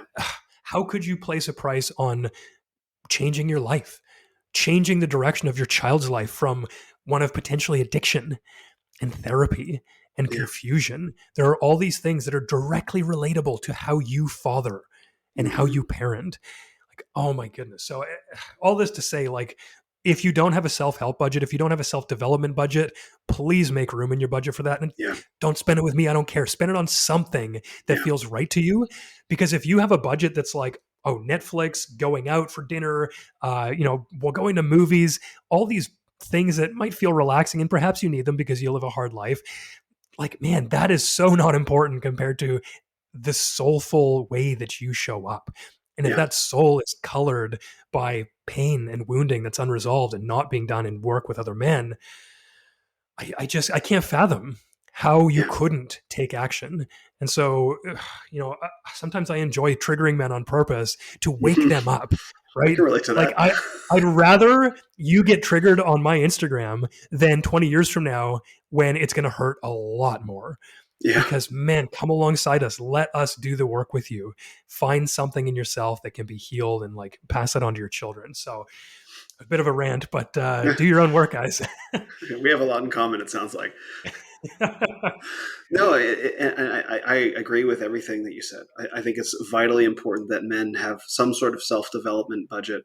And I lived in New Zealand for a while, and in New Zealand and in Australia, they have this expression. It's like just take some concrete pills. You swallow some concrete pills and harden the fuck up, right? And it's a great articulation. Oh, I don't need self development. I don't need any of this inner healing stuff. Like, oh man, I don't need any of that. And okay, so let's just say that you're doing great across the board in your life. Maybe you don't, but you could be doing a lot better if you did. And when you really frame that to a man, he's like, what are you willing to pay? But not just with money. Like paying with money gets you in the door. So you have to get in the door, but you also have to pay with yourself. You have to pay with your effort. You have to pay with your commitment. And that will really is what generates the transformation. You can show up, you can spend $1,000 or whatever and go to some transformative seminar, but if you don't do the work, if you don't pay with yourself, you won't get anything out of it. There's no magic wand that gets waved. And so for men that are considering it, which I strongly urge you to do, there's also you pay the money, you set aside the say the financial budget to it, but set aside the energetic budget as well to make sure that you actually get something out of it. Like I have a men's group as well, and the rule is like, look, just participate. That's all you got to do. You don't have to be in the group, but just participate, right? And because if you're not going to participate, then you're not going to get anything out of it of all of us putting in, and that just goes across the board for whatever you're called to do. Whatever, whether you're going to the gym, like you can't just go to the gym like I'm just going to lift these 5-pound dumbbells and I'm going to walk into the gym and then walk out and then voila, it's the same. Yeah. It's the same thing. And so, but I think for a lot of men making the energetic space, like I don't, there's I don't know if it's laziness. It's probably laziness, fear, the fear of so fear of what they might encounter, the fear of the unfamiliar, insecurity, all these different things that makes them say like, even if they had the money, they wouldn't want to put the energy in because it's like, oh, I don't, they would say that I don't need that. And then underneath would be so much other things, but there's so much that they could get out of it that would improve their lives, even in one dimension, like with your wife. How many different areas would that propagate to instantly? And this is the value of the work. Until you start doing it, you don't know the value of it. Yeah, and that's so true. And investing yourself. And one thing that I noticed recently is I spent a lot of these years, and I was doing the practices and I was getting a lot of healing done, if you will, but I Yeah. wasn't actually sitting with them. I was Yeah. checking the boxes to get to the next one. It's like, I'm just going to stack self-help. I'm going to like really try to be efficient Yeah. with it. So I'd meditate so I could stretch, so I could go to exercise, so I could go like do my morning routine, so I could read, so I could journal. And it was like, check, check, check, check, check. And I really had to, it Look was how after, self-improved I am. yeah, exactly. Yeah, what's your meditation streak, bro? I'm at like 5,000 days, but I haven't noticed a minute of it. Yeah, And so like exactly. I did that for a long time, but it wasn't until I was able to like actually sit and integrate all of that things just like slammed into me, and it required me slowing down. And for me, it was like a failure, or at least a perceived failure that I was hiding myself from because I couldn't fail. If I failed, I wouldn't be perfect. If I wasn't perfect, people would hate me. That was my story. And so when I Trap. finally allowed myself to fail, it turned Mm-hmm. out to be like the biggest blessing. And I was able Mm-hmm. then to like fully show up, as you're saying, sort of energetically, and let everything hit me. And I think it required Mm-hmm. stillness. It required stillness, it required silence. And I just was able to integrate. So when I meditated then, like, I didn't care what was coming next. Let's just sit, see what happens. And maybe it's 5 minutes, maybe it's 20 minutes. Maybe I don't meditate today, but I notice that I don't meditate. And just like allowing all of that stuff that I was running from to catch up. And I think that's what is coming up for me when you're talking about like getting yourself in there. And it could be more basic, simply like telling what's real for you. Like we do father shares in men's group. Like Mm-hmm. share about your father because that's important, or share about something I don't want you to know, like you mentioned, and just being able to do that. And I think you're right, man. Like there's a lot of issues that guys have coming into it where they can't share openly because of all these judgments and these like the fears like I had about failure. Like if I Mm-hmm. do this, my self identity will be so thrown apart or blown apart that like I can't bring myself to do that. And so I think I'm not sure what the answer is actually, other than simply to like slow down and sit with yourself. And I have been challenged on occasions, especially to myself and guys like myself who are sort of hard chargers. Like, can you just sit and do nothing? Like, don't even meditate for like half an hour or an hour. Can you just sit in a chair and do nothing? And that's like excruciating for me. And I Mm-hmm. mean, obviously, that talks to the society we live in, the speed of everything, the addiction to dopamine and everything that's coming with our phones. And it was the thing that really made things land, like really land in a way that they weren't before. And Mm-hmm. I used practices and tools almost as crutches because I was still so unwhole inside. And I want to sort of give permission to do that for a little while to men, because I think a lot of times they see guys or maybe even hear stories like this where it's like, oh, well, like I don't have that kind of time. I don't know how am I going to like get there because it might take me 5, 8 years. And look, if you're doing work with other men, it'll take you less time, at least in my experience. But if you're like, look, I don't have the time, how am I going to just get healed? How am I going to be authentic and like right away? And that's what my wife needs. That's what I need. That's what my kids need. It's Yeah. okay to use these tools as crutches while you learn how to show up fully from your heart and authentically. And what that looked like for me was like, how do I get my kids to stop hitting me? Because my behavior has led to him being very angry and expressing it in ways that are really bad. And Mm-hmm. so I needed to learn the words, the affirmations, the emotional words, all these things that allowed him to feel safe, seen, soothed, Mm-hmm. secure, if you will, secure attachment. This is what Dr. Dan Siegel talks about. I needed to learn those tools and use them as crutches along my journey so Mm-hmm. that I could actually stand up and take one small step at a time rather than having, broken spiritual and emotional legs, if you will, and not being able to take a step.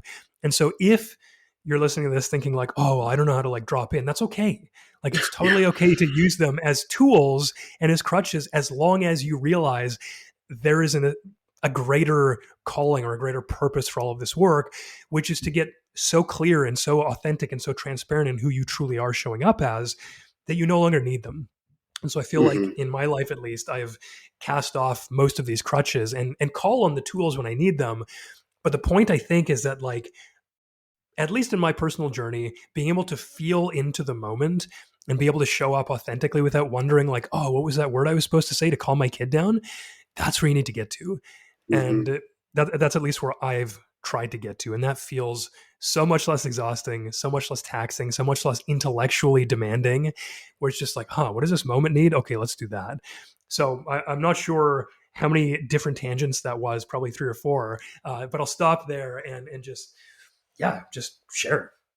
Yeah. No, you're right. These are the ability to get good at doing inner work. It's a skill. You learn how to do it piece by piece, session by session with other men. Like you don't just become an expert at processing the deepest the deepest pain of childhood in your first time. Like the first time, it's a bit like skydiving. It's like you don't really know what's going on, just like trust the process and go with it. But over time, it gets to the point where you get good enough to do it just in the moment, living life. You don't need a special container built or a weekend. Like it's very necessary to have those things to set the stage, to engage in the ritual process. To have a container and all that stuff. It's very, very vital to set that up. And then over time, it become enough work gets done, enough gets bucketed out, to use the metaphor from Iron John, where it's just like, okay, where am I at right now? What just happened right there? I don't know, but something happened, and I'm going to file it away and come up with later. And then something come up for me. It's like, oh, that's what happened there. That's what was going on for me. What does that relate to? And just process it in the moment. And then when there are times when it's like, okay, this is actually touching on something much deeper in me that I didn't know about. Let me go find the support I need to actually work with it, because I can't just do it on my own. That takes time. That takes so much time. It's the same, and I like this notion we touched on in the beginning of it's learning to lift the spiritual weight. It's like lifting weights. You go to the gym the first time, when you get into the squat rack, guess what? You're not going to put up 225. You're probably just not going to do that. You're probably going to want a spotter. You're probably going to want to learn the form over time. And you'll see these progressions in yourself where you end up adding more weight, being able to lift more weight, and then you're just kind of proficient on your own in the gym, and you can kind of get where you need to go. It's the same process, just with your inner material.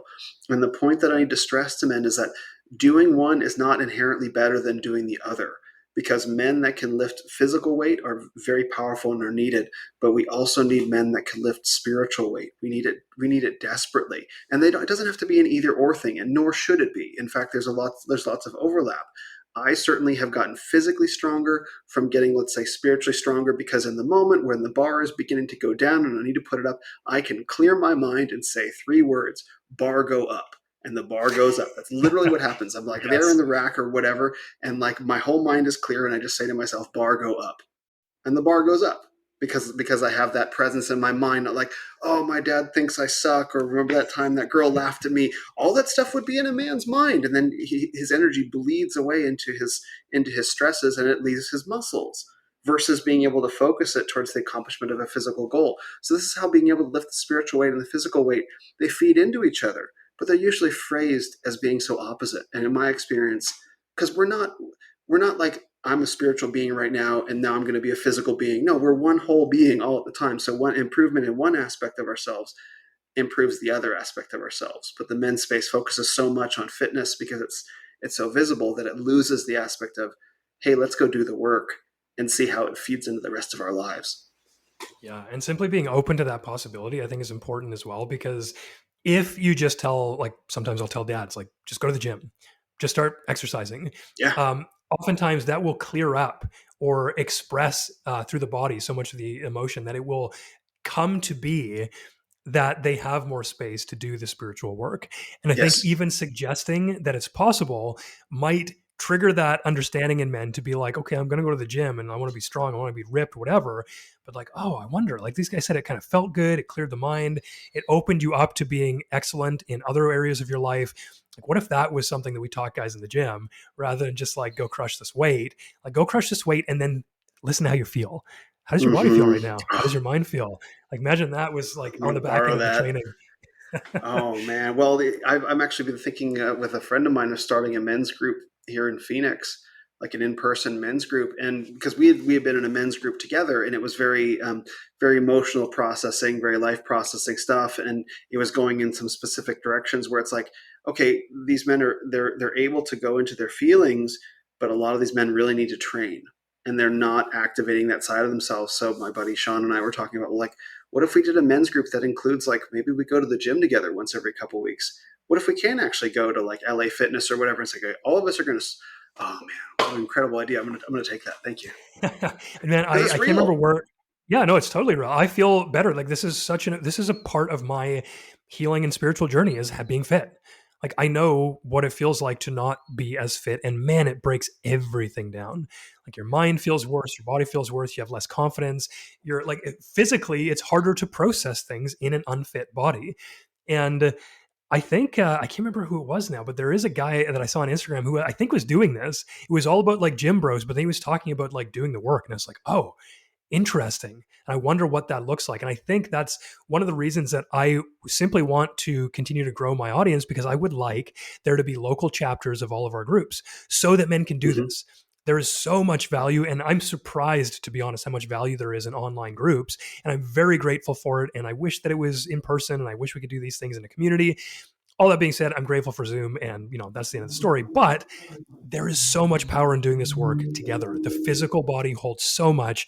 There's so much that can be challenged and done by men challenging each other.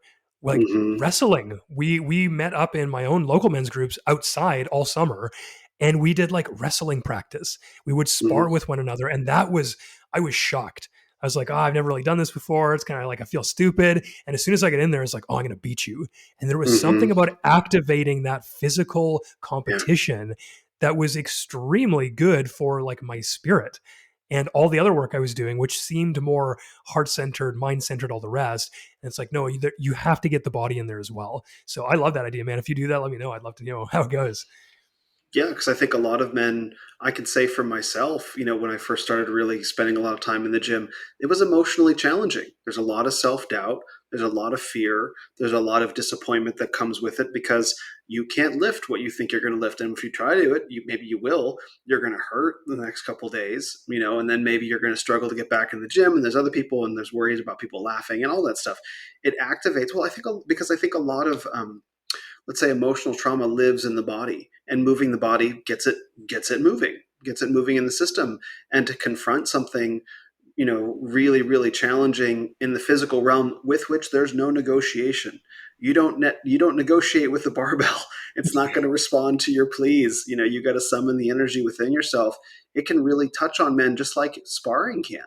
It's like, oh, I got in a fight when I was a kid, and or my dad, would get angry, and these are not me, or something like that. It's like the aversion to violence, the aversion to confrontation. It's like, no, exposure therapy. That's what it is. You expose the men in a relatively safe way to the thing that terrifies them, and walk them through it.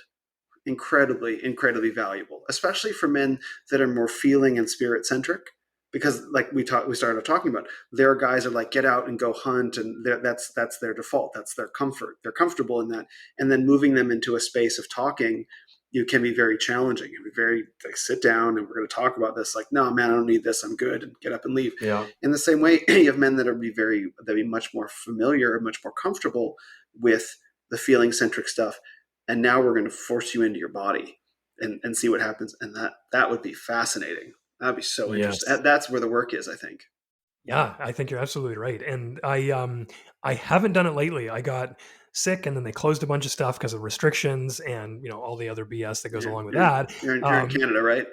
I'm in Canada still, Honk. I'm an enemy of the state. Can't travel right now based on my choices with my own body, and we'll leave Good it at for that, I you. suppose. But anyway, the where was I going with that? Oh, right. The one of the things I really enjoyed and would love to get back into as soon as I can find a way to do it is martial arts. Like I started Mm, training Brazilian Jiu Jitsu for the couple months before they closed everything, and man, that was thrilling. Like completely mm, exhilarating. Being able to test my strength, because this was a hole in my identity. I didn't know what my strength was. I never got in a fight as a kid, ever, or an mm-hmm. adult. Like simply never. I was always great at reconciliation, talking my way out of things, not being a jerk to begin with, Sure. not being in those Helps. crowds. And yeah, it does. And when I went to this men's group that we did outside, my fear was, oh my goodness, I don't know my own strength, Yeah. nor do I know my capacity for weakness. How Mm-hmm. badly will I be beaten? But how badly could I beat this man? And that Mm-hmm. was like this unknown in my psyche that actually felt as though I was less myself. I was missing this piece of my identity. Like what is my physical ability? I don't know. Like I played Yeah. sports a lot, so I know how good I am at hockey, but like fighting, different. And so doing this process in men's group, joining this, jujitsu gym. I don't know what they call them. I'm sorry for anyone who's serious. um, School. yeah, so it was great because you learned, and then you got to feel your body in all these uncomfortable positions. And not only was it good to like test where how strong I was, for example, and how smart I was with my body, but I also learned like just how, even though I was so in touch with my body, I thought I was like, man, I didn't even know I could feel those things. And here I am like, Mm-hmm. okay, I've got to notice my feet while I notice this choke, while I notice them not touching my neck. It's like all of a sudden I can't get out of my body. I am Yeah. so deeply into my body that it ended up being like very powerful work, just personal inner work, to go and start sparring and like rolling with these guys on the mats, and realize like just how far you can go with that. Like you can Mm-hmm. master it, but it takes years. And that in itself, I think, could be a spiritual practice for a lot of men. Oh yeah. Oh, 1,000%. It must be, right? Because I would imagine you'll get to a place of it in it. I've done a little bit of jujitsu. I seem to prefer boxing and striking, and may sign up for an MMA class just because, man, I get into the gym and put the wraps on my hands and just wail on the bag, and I feel amazing, amazing. I did enjoy the jujitsu that I did, for sure, but definitely to be in any sort of martial arts practice, you recognize that like your own limitations of cognition and belief will actually prevent you from moving forward. And whether you conceive that as a spiritual practice in terms of like, I'm going to kneel and pray, not necessarily in that sense, like Wikipedia, the Wikipedia definition for spirituality, which has long since been erased, which what I think was excellent. It was a process of personal evolution was how it defined spirituality. Like to engage in a spiritual process is a process of personal evolution. And I thought that made it really concrete. So if you're truly growing as a person, you're engaged in a spiritual process. That's what I mean. That should be the function of religion as well, is to grow you as a person, to be one of those things. But definitely to really pursue a martial art to excellence has got to be this really integrating process of, I see, like, I have to show up every day. I have to confront my own discipline. I have to confront my fears. I have to confront my self-limiting beliefs, and I have to persist and be resilient through challenges and plateaus. Absolutely one of the most profound spiritual processes, because it involves the body. The arts are another one, but it's different. You're probably not going to get hurt painting. You're probably not going to get hurt writing. You know what I Yeah. mean? You're probably not going to be confronted with your mortality in a really real way. In the same way if someone's like about to choke you out, like, oh wow, I'm a fragile being that could actually be killed by another human being. I don't want to ever feel that again. Yes. You're not going to feel that. You're not going to feel that probably. Practicing guitar. Let's hope. But that's and I think that's why a lot of men really like jujitsu, is that it really brings them into their body and confronts them with their mortality and their potential weakness. If I'm speculating. Yeah, no, I would have to agree with that. So the men that are in your men's group, I mean, is this something that you encourage them to do? Is there some accountability component that you drive them to, in terms of being in their bodies? Yeah, so in my in-person men's group, we have accountabilities. We make sure we fill out a spreadsheet, we have meetings about it, and often there is a weekly accountability, which is to make sure you hit like 5 out of these 7 things. And they're things like drinking water instead of pop or soda if you're in the States, I guess. Like exercise, right? Exercising, eating like whole foods. And there's this very basic, almost like caveman understanding of life, which we've come so far from, that just make you feel better. And so, Yeah. yes, there are sort of accountability aspects to that as well. And in these new groups, which are online, I'm thinking of, how do I do this? What kind of challenges can we do? So these are, I think, some are 3 weeks old, some are 8 weeks old, or 13 weeks old, something like that. 11 something. But don't do public math. Amen to So that. so yeah, like I don't have a good answer to that because it's so important in my life that I just model it. I talk to guys about it all the time, making sure that, like, personally, what are you doing here? But it does bring to mind the need for that, and I appreciate you bringing it up because I haven't put a lot of thought into that in this new intake. So that Hmm. was something I will need to do, and part of that is I'm really looking forward to having in person retreats. Yeah. Right now, it will have to be in British Columbia because I can't get anywhere else. But if I can get men in here, there's a lot of stuff that comes up with the sparring and with the breathing, with the cold plunges, and with like the trust exercises of carrying other men. There's all of this stuff to do in the physical body that I'm very excited about. And it's a matter of like translating that to online. Like, do I Hmm. just get us up and doing push ups together? Like, okay, maybe. But like, what is the more consistent way of getting that in the online world? And perhaps it's just, as you say, accountability and Hmm. challenging these guys to step up. I think that's probably the way to do it. Just challenge, like, here's what we're going to do, make it even a crucible, if you will. We're going to do this together over the course of a week or a couple of days. We're going to video it or whatever, and share it. So I don't know. It's not useful in this conversation, but it's actually useful for me to just to think about it. So I appreciate it. No, it's a part of the conversation that I think is growing in many different corners. I know that they're like the men's movement, the men's space is very complicated, and there's lots of different rooms in the giant mansion, and some very much default to physical accountability, practice, fitness, post physique, and all that, where it's much more natural. And I think what those guys do is great, and I learn a lot from them. And I find that there are other corners that emphasize the physical much less, either out of they're avoiding it or that just doesn't even enter into the calculation. I mean, who knows?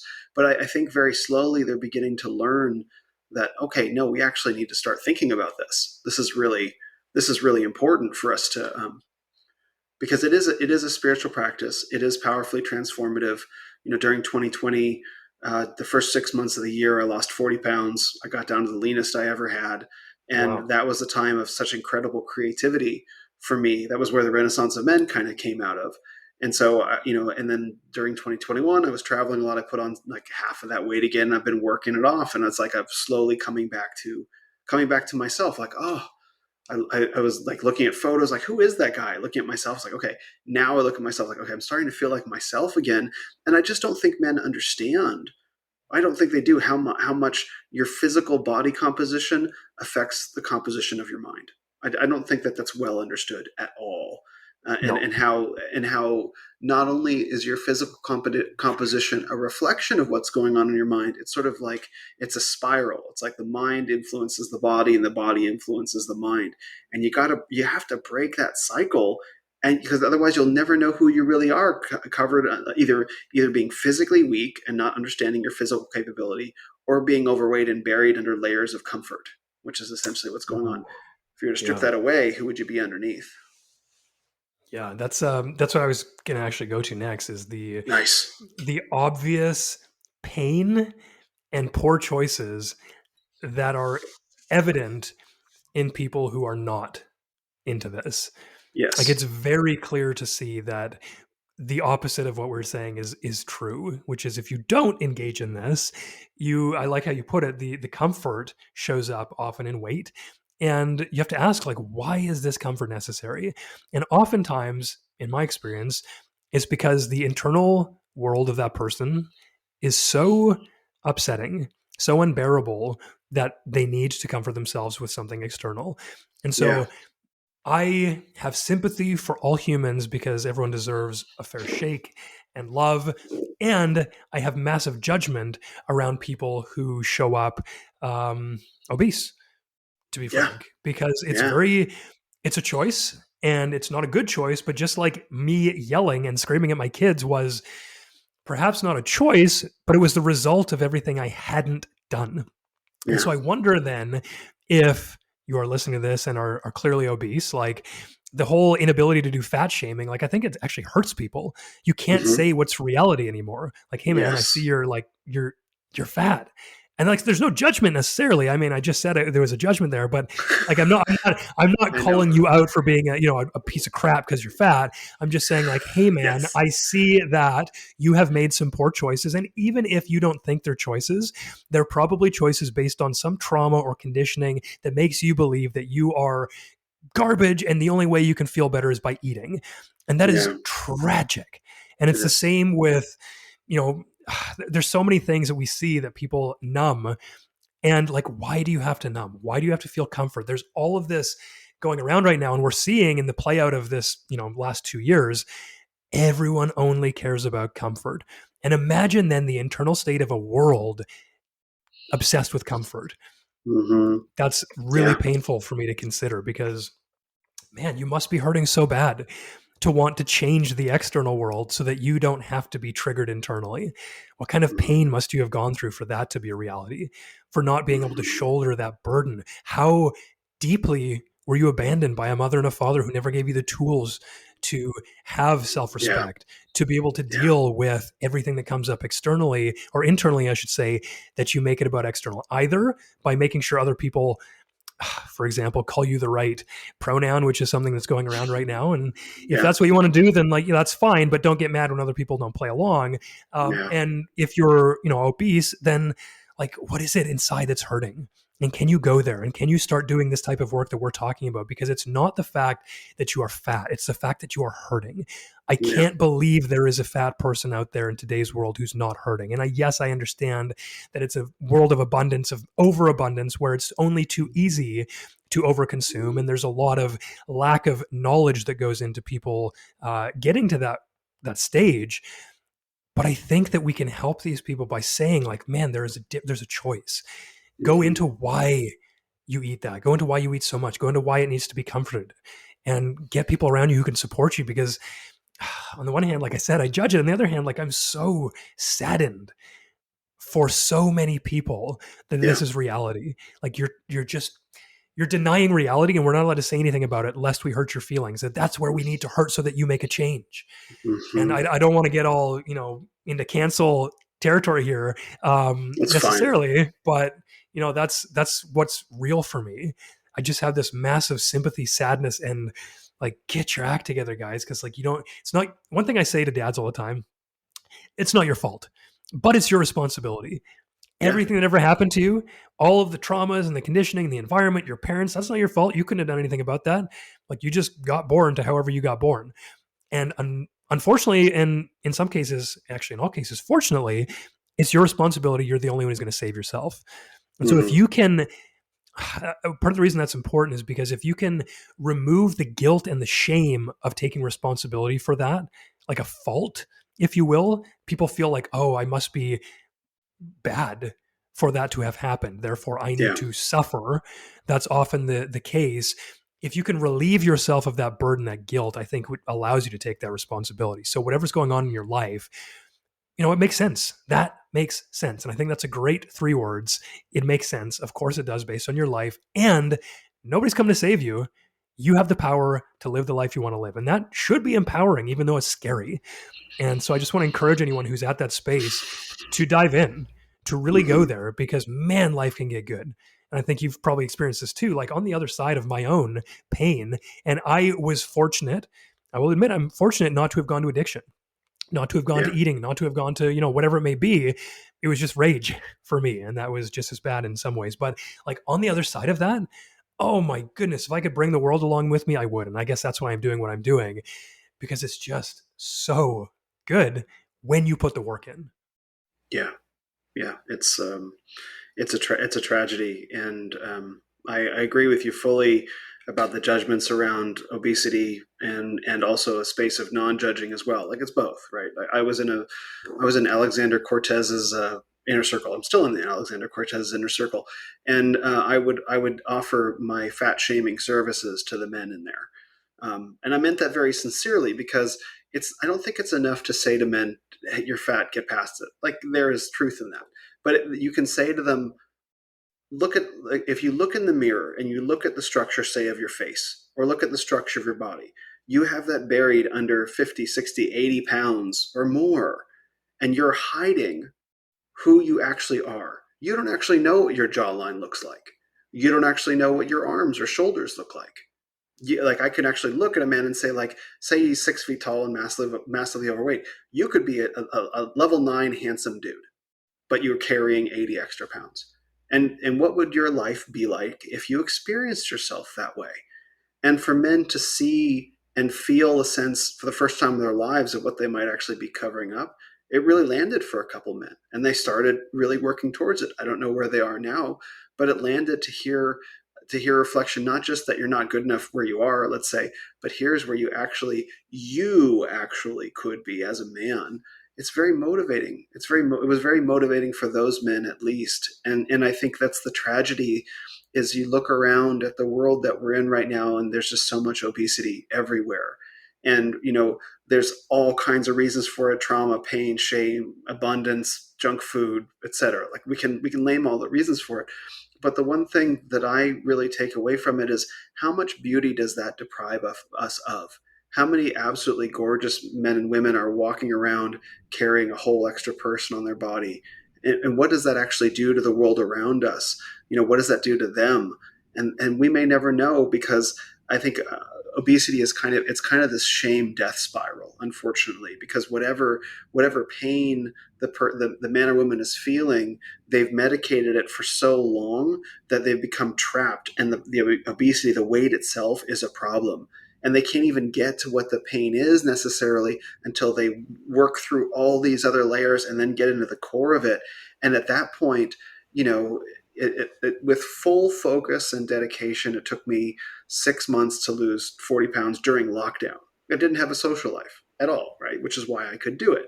Didn't know anybody. I just moved into my apartment in a new city. I was alone, so I had total control over my time, total control over my diet, and total control over my environment. Didn't have kids. Didn't have a job. Didn't have to go to an office for a job or anything like that. So we're all just home, and that's what I chose to do. So people subject to the demands of everyday life, having a family, having a job that they hate, all that stuff, the amount of willpower and discipline necessary to transform themselves is immense. It's monumental.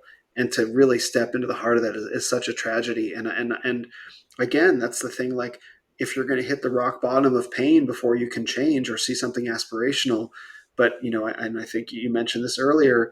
This is the danger of the metaverse. Why should I bother improving myself in the physical world? I no longer have to numb. I can just go into the metaverse and be whoever I want, and nothing matters anymore in the outside world as long as I get enough nutrition to sit on my Mm, butt, let's say. And that's the yeah. danger of this metaverse world. It is the ultimate escape from any pain in the physical. Yeah, it's as I'm listening to this, I'm almost thinking to myself like, oh, I wonder, should you have gone there? Because in the one sense, I go, I am so sorry for these people, Yeah, so sorry because they're like, I have to operate, and this gets missed by people who are just out to like cancel people. I have so much compassion to everybody who's suffering because I know what yeah, it's like. I don't want you to suffer, and I know as a fact because I've done it, you can get better. And so like that's where I'm trying to balance like, yeah. okay, yes, it sucks. Yes, it hurts. Yes, it feels impossible, Hmm. but it ain't. I've lived it. And Yeah, like, I don't have your experience. I don't know how much worse it feels, but like I shared before, I thought I needed to kill myself to like stop this pain. Okay. So like I've been yeah. there and I know a lot of other people have been there. And so like I share that with you and I feel so much compassion if you are hurting and suffering. And you deserve as a human being, and like you said, the world deserves to see your beauty. Like what could Hmm. be hiding under there, and how sad is it that your self-worth is so low that you feel like you need to stop it from being shown? That's Hmm. tragic. And so I just want to sort of close that loop to ensure that the cancellation mob just chills the flip out. But what one of the things that is coming to mind is this quote that a friend of mine I had on the podcast, Dan Go. He's a sort of entrepreneurial fitness I love coach. Dan. Yeah, and he says he asks dads like, "Would you die for your kids?" And the answer is almost always like, "Yeah, of course." Of And he course. asks them, "Well, would you get healthy for them?"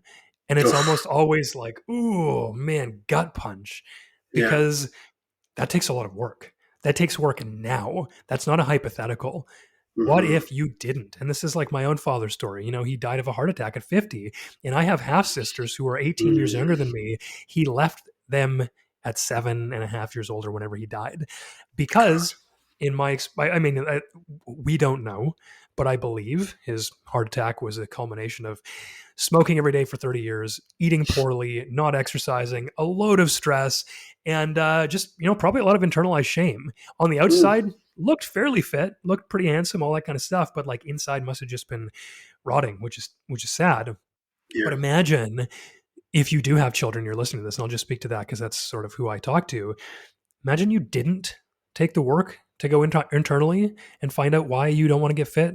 Or imagine you didn't do the work physically to go and get fit, to learn how to eat, to learn how to exercise, and that happens to you.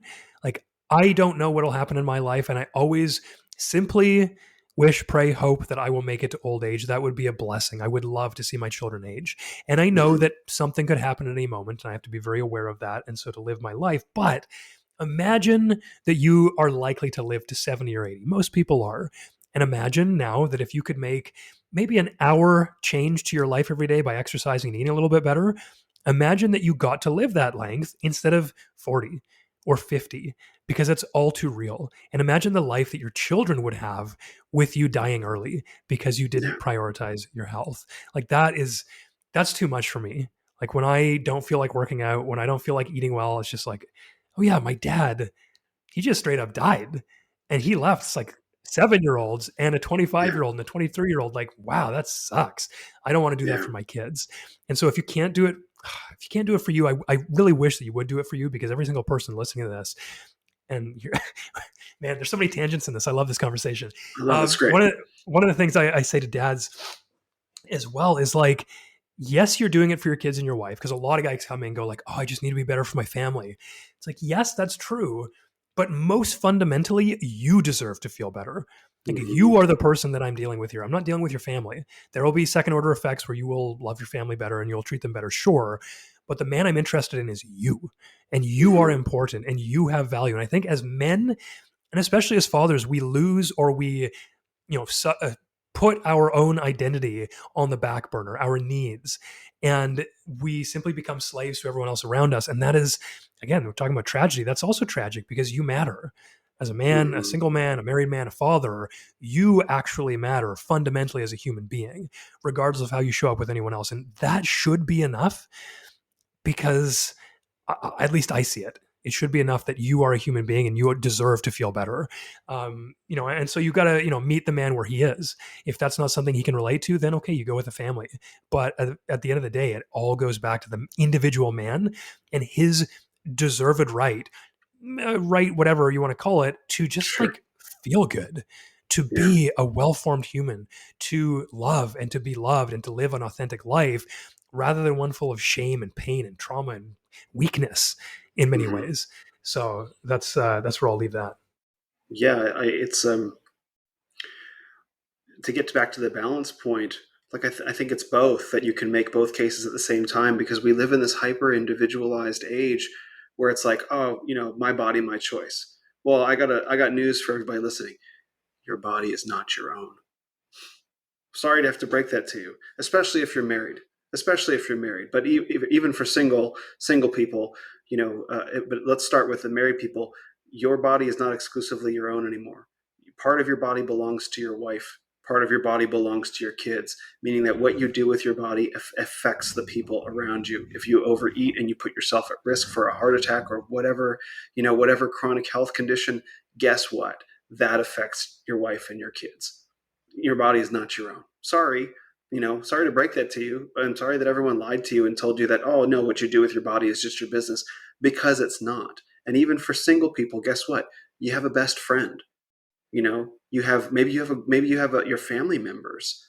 Maybe you have your potential girlfriend or your potential wife out there who you don't even know yet, right? Who you will intersect with, and she will be wanting you to look a certain way potentially, and you may walk right by her and she may never notice you, right? And that would be a tragedy, right? I guess we're getting into notions of predestination and all that stuff, but let's just go with it. I mean, but the point of the matter is that we're hyper individualized, and we think that what we do within the privacy of our own homes, let's say, has no impact on anybody else. And that's not true, and that's never been true. And so for men that are struggling with a reason why, because it's what many men need is a reason why, is, guess what? Your body's not your own, and what you put into it and what you do with it has effects beyond your own well-being. Yes, you matter. Yes, absolutely, you matter. And caring for yourself and caring for your body affects your well-being and your general presence and being of life. And by doing that, you affect the people around you. And if you can't be motivated to take care of yourself for yourself, then let's motivate you to take care of yourself for the people around you that are counting on your body being there. They do not Mm. want your body not to be there.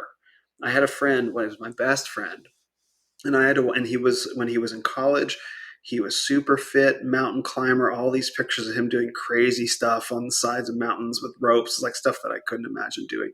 And then he got married, got a corporate job, and I just got to watch this guy who was young and fit and lean and energetic as a young man get a bigger and bigger belly.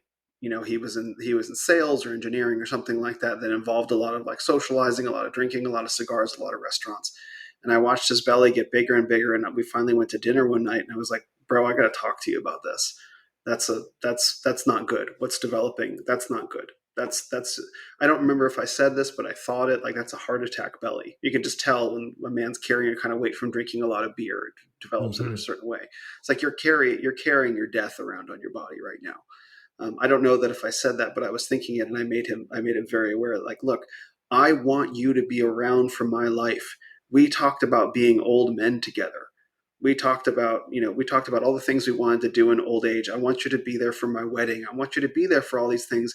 And what I see on your body right now means you're not going to be there. And so like and so that the point was very much like, you have a responsibility to me as my best friend. You have a responsibility to me because you made these promises, and I want you to be there.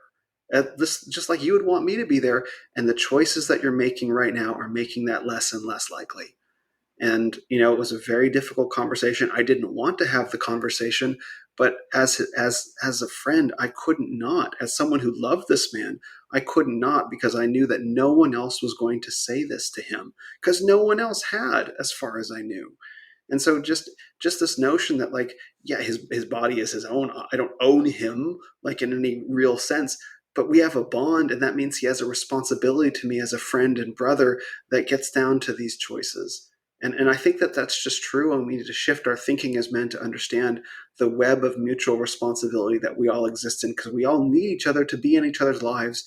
And if we're being irresponsible with drinking or whatever it is, guess what? That has impacts on people around us. And we have to get past this massive individualization and see, no, we're actually social beings, and that's a vital part of who we are.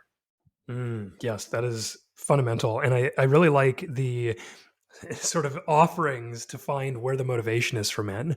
Are you motivated Mm-hmm. by the fact that other people are responsible, or want you to be responsible for them, to them, or are you motivated just because it's internally painful? Like, what is the motivation point? And Yeah.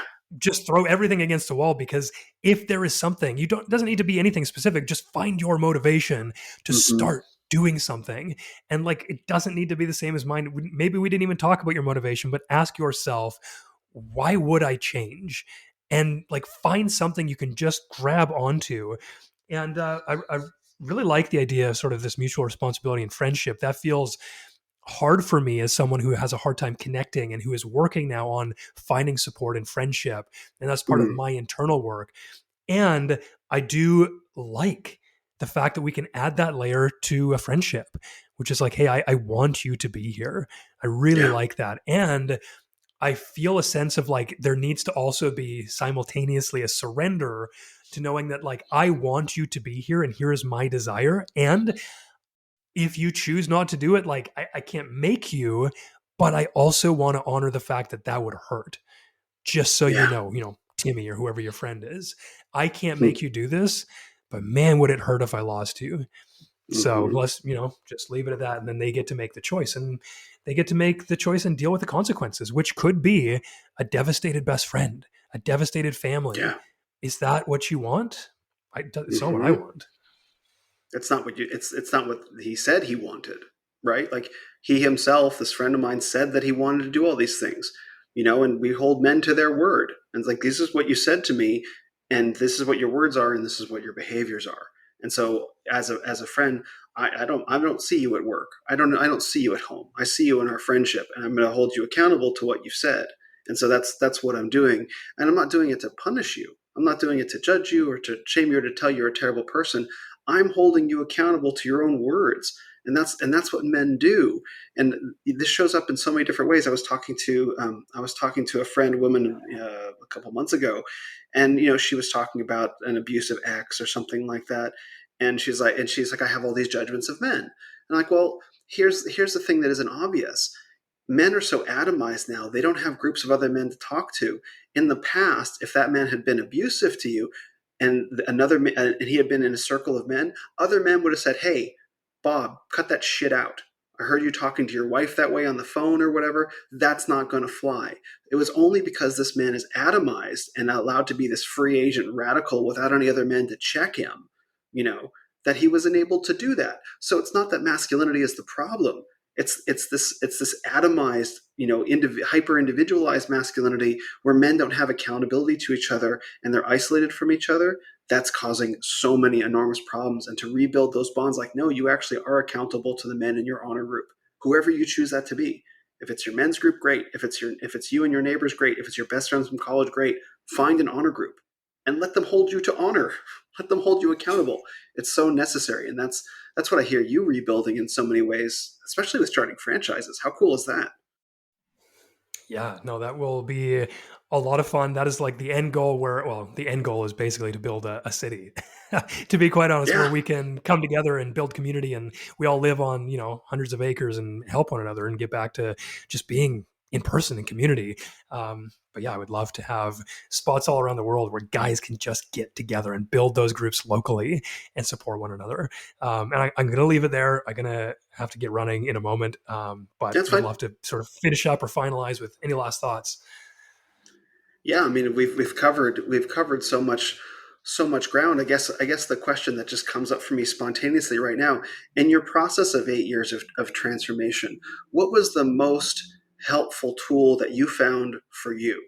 Like, what was the thing that it's like, this really landed for me and really really helped turn the tide when I needed it? Three things, to be honest. I cannot break it down. It was meditation one, uh, Hmm. ayahuasca journey two, that was very acutely helpful, and third thing was men's group. Like I said before, I got as far as I could alone, and I just couldn't get any farther. I was bashing my head against the same wall over and over. And as soon as I shared with my grandfather, as soon as I joined men's group, it was just like, this new level of being entered my life. And so, if I could recommend, it would be meditation and men's group, because I think you should probably be invited to partake in an ayahuasca ceremony rather than go seek it. At least that's my experience. So those two things, meditation and men's work, are fundamental to my life. Completely agree. Well, I'll honor you and your time, and I'm so grateful for this conversation. I feel like we could talk for at least 2 hours more, and we might actually have to. Yeah, no, I agree, man. It feels fantastic and very enriching. So I appreciate you having the space and the container. Thank you very much. So, where can men go to find out more about you and what you do?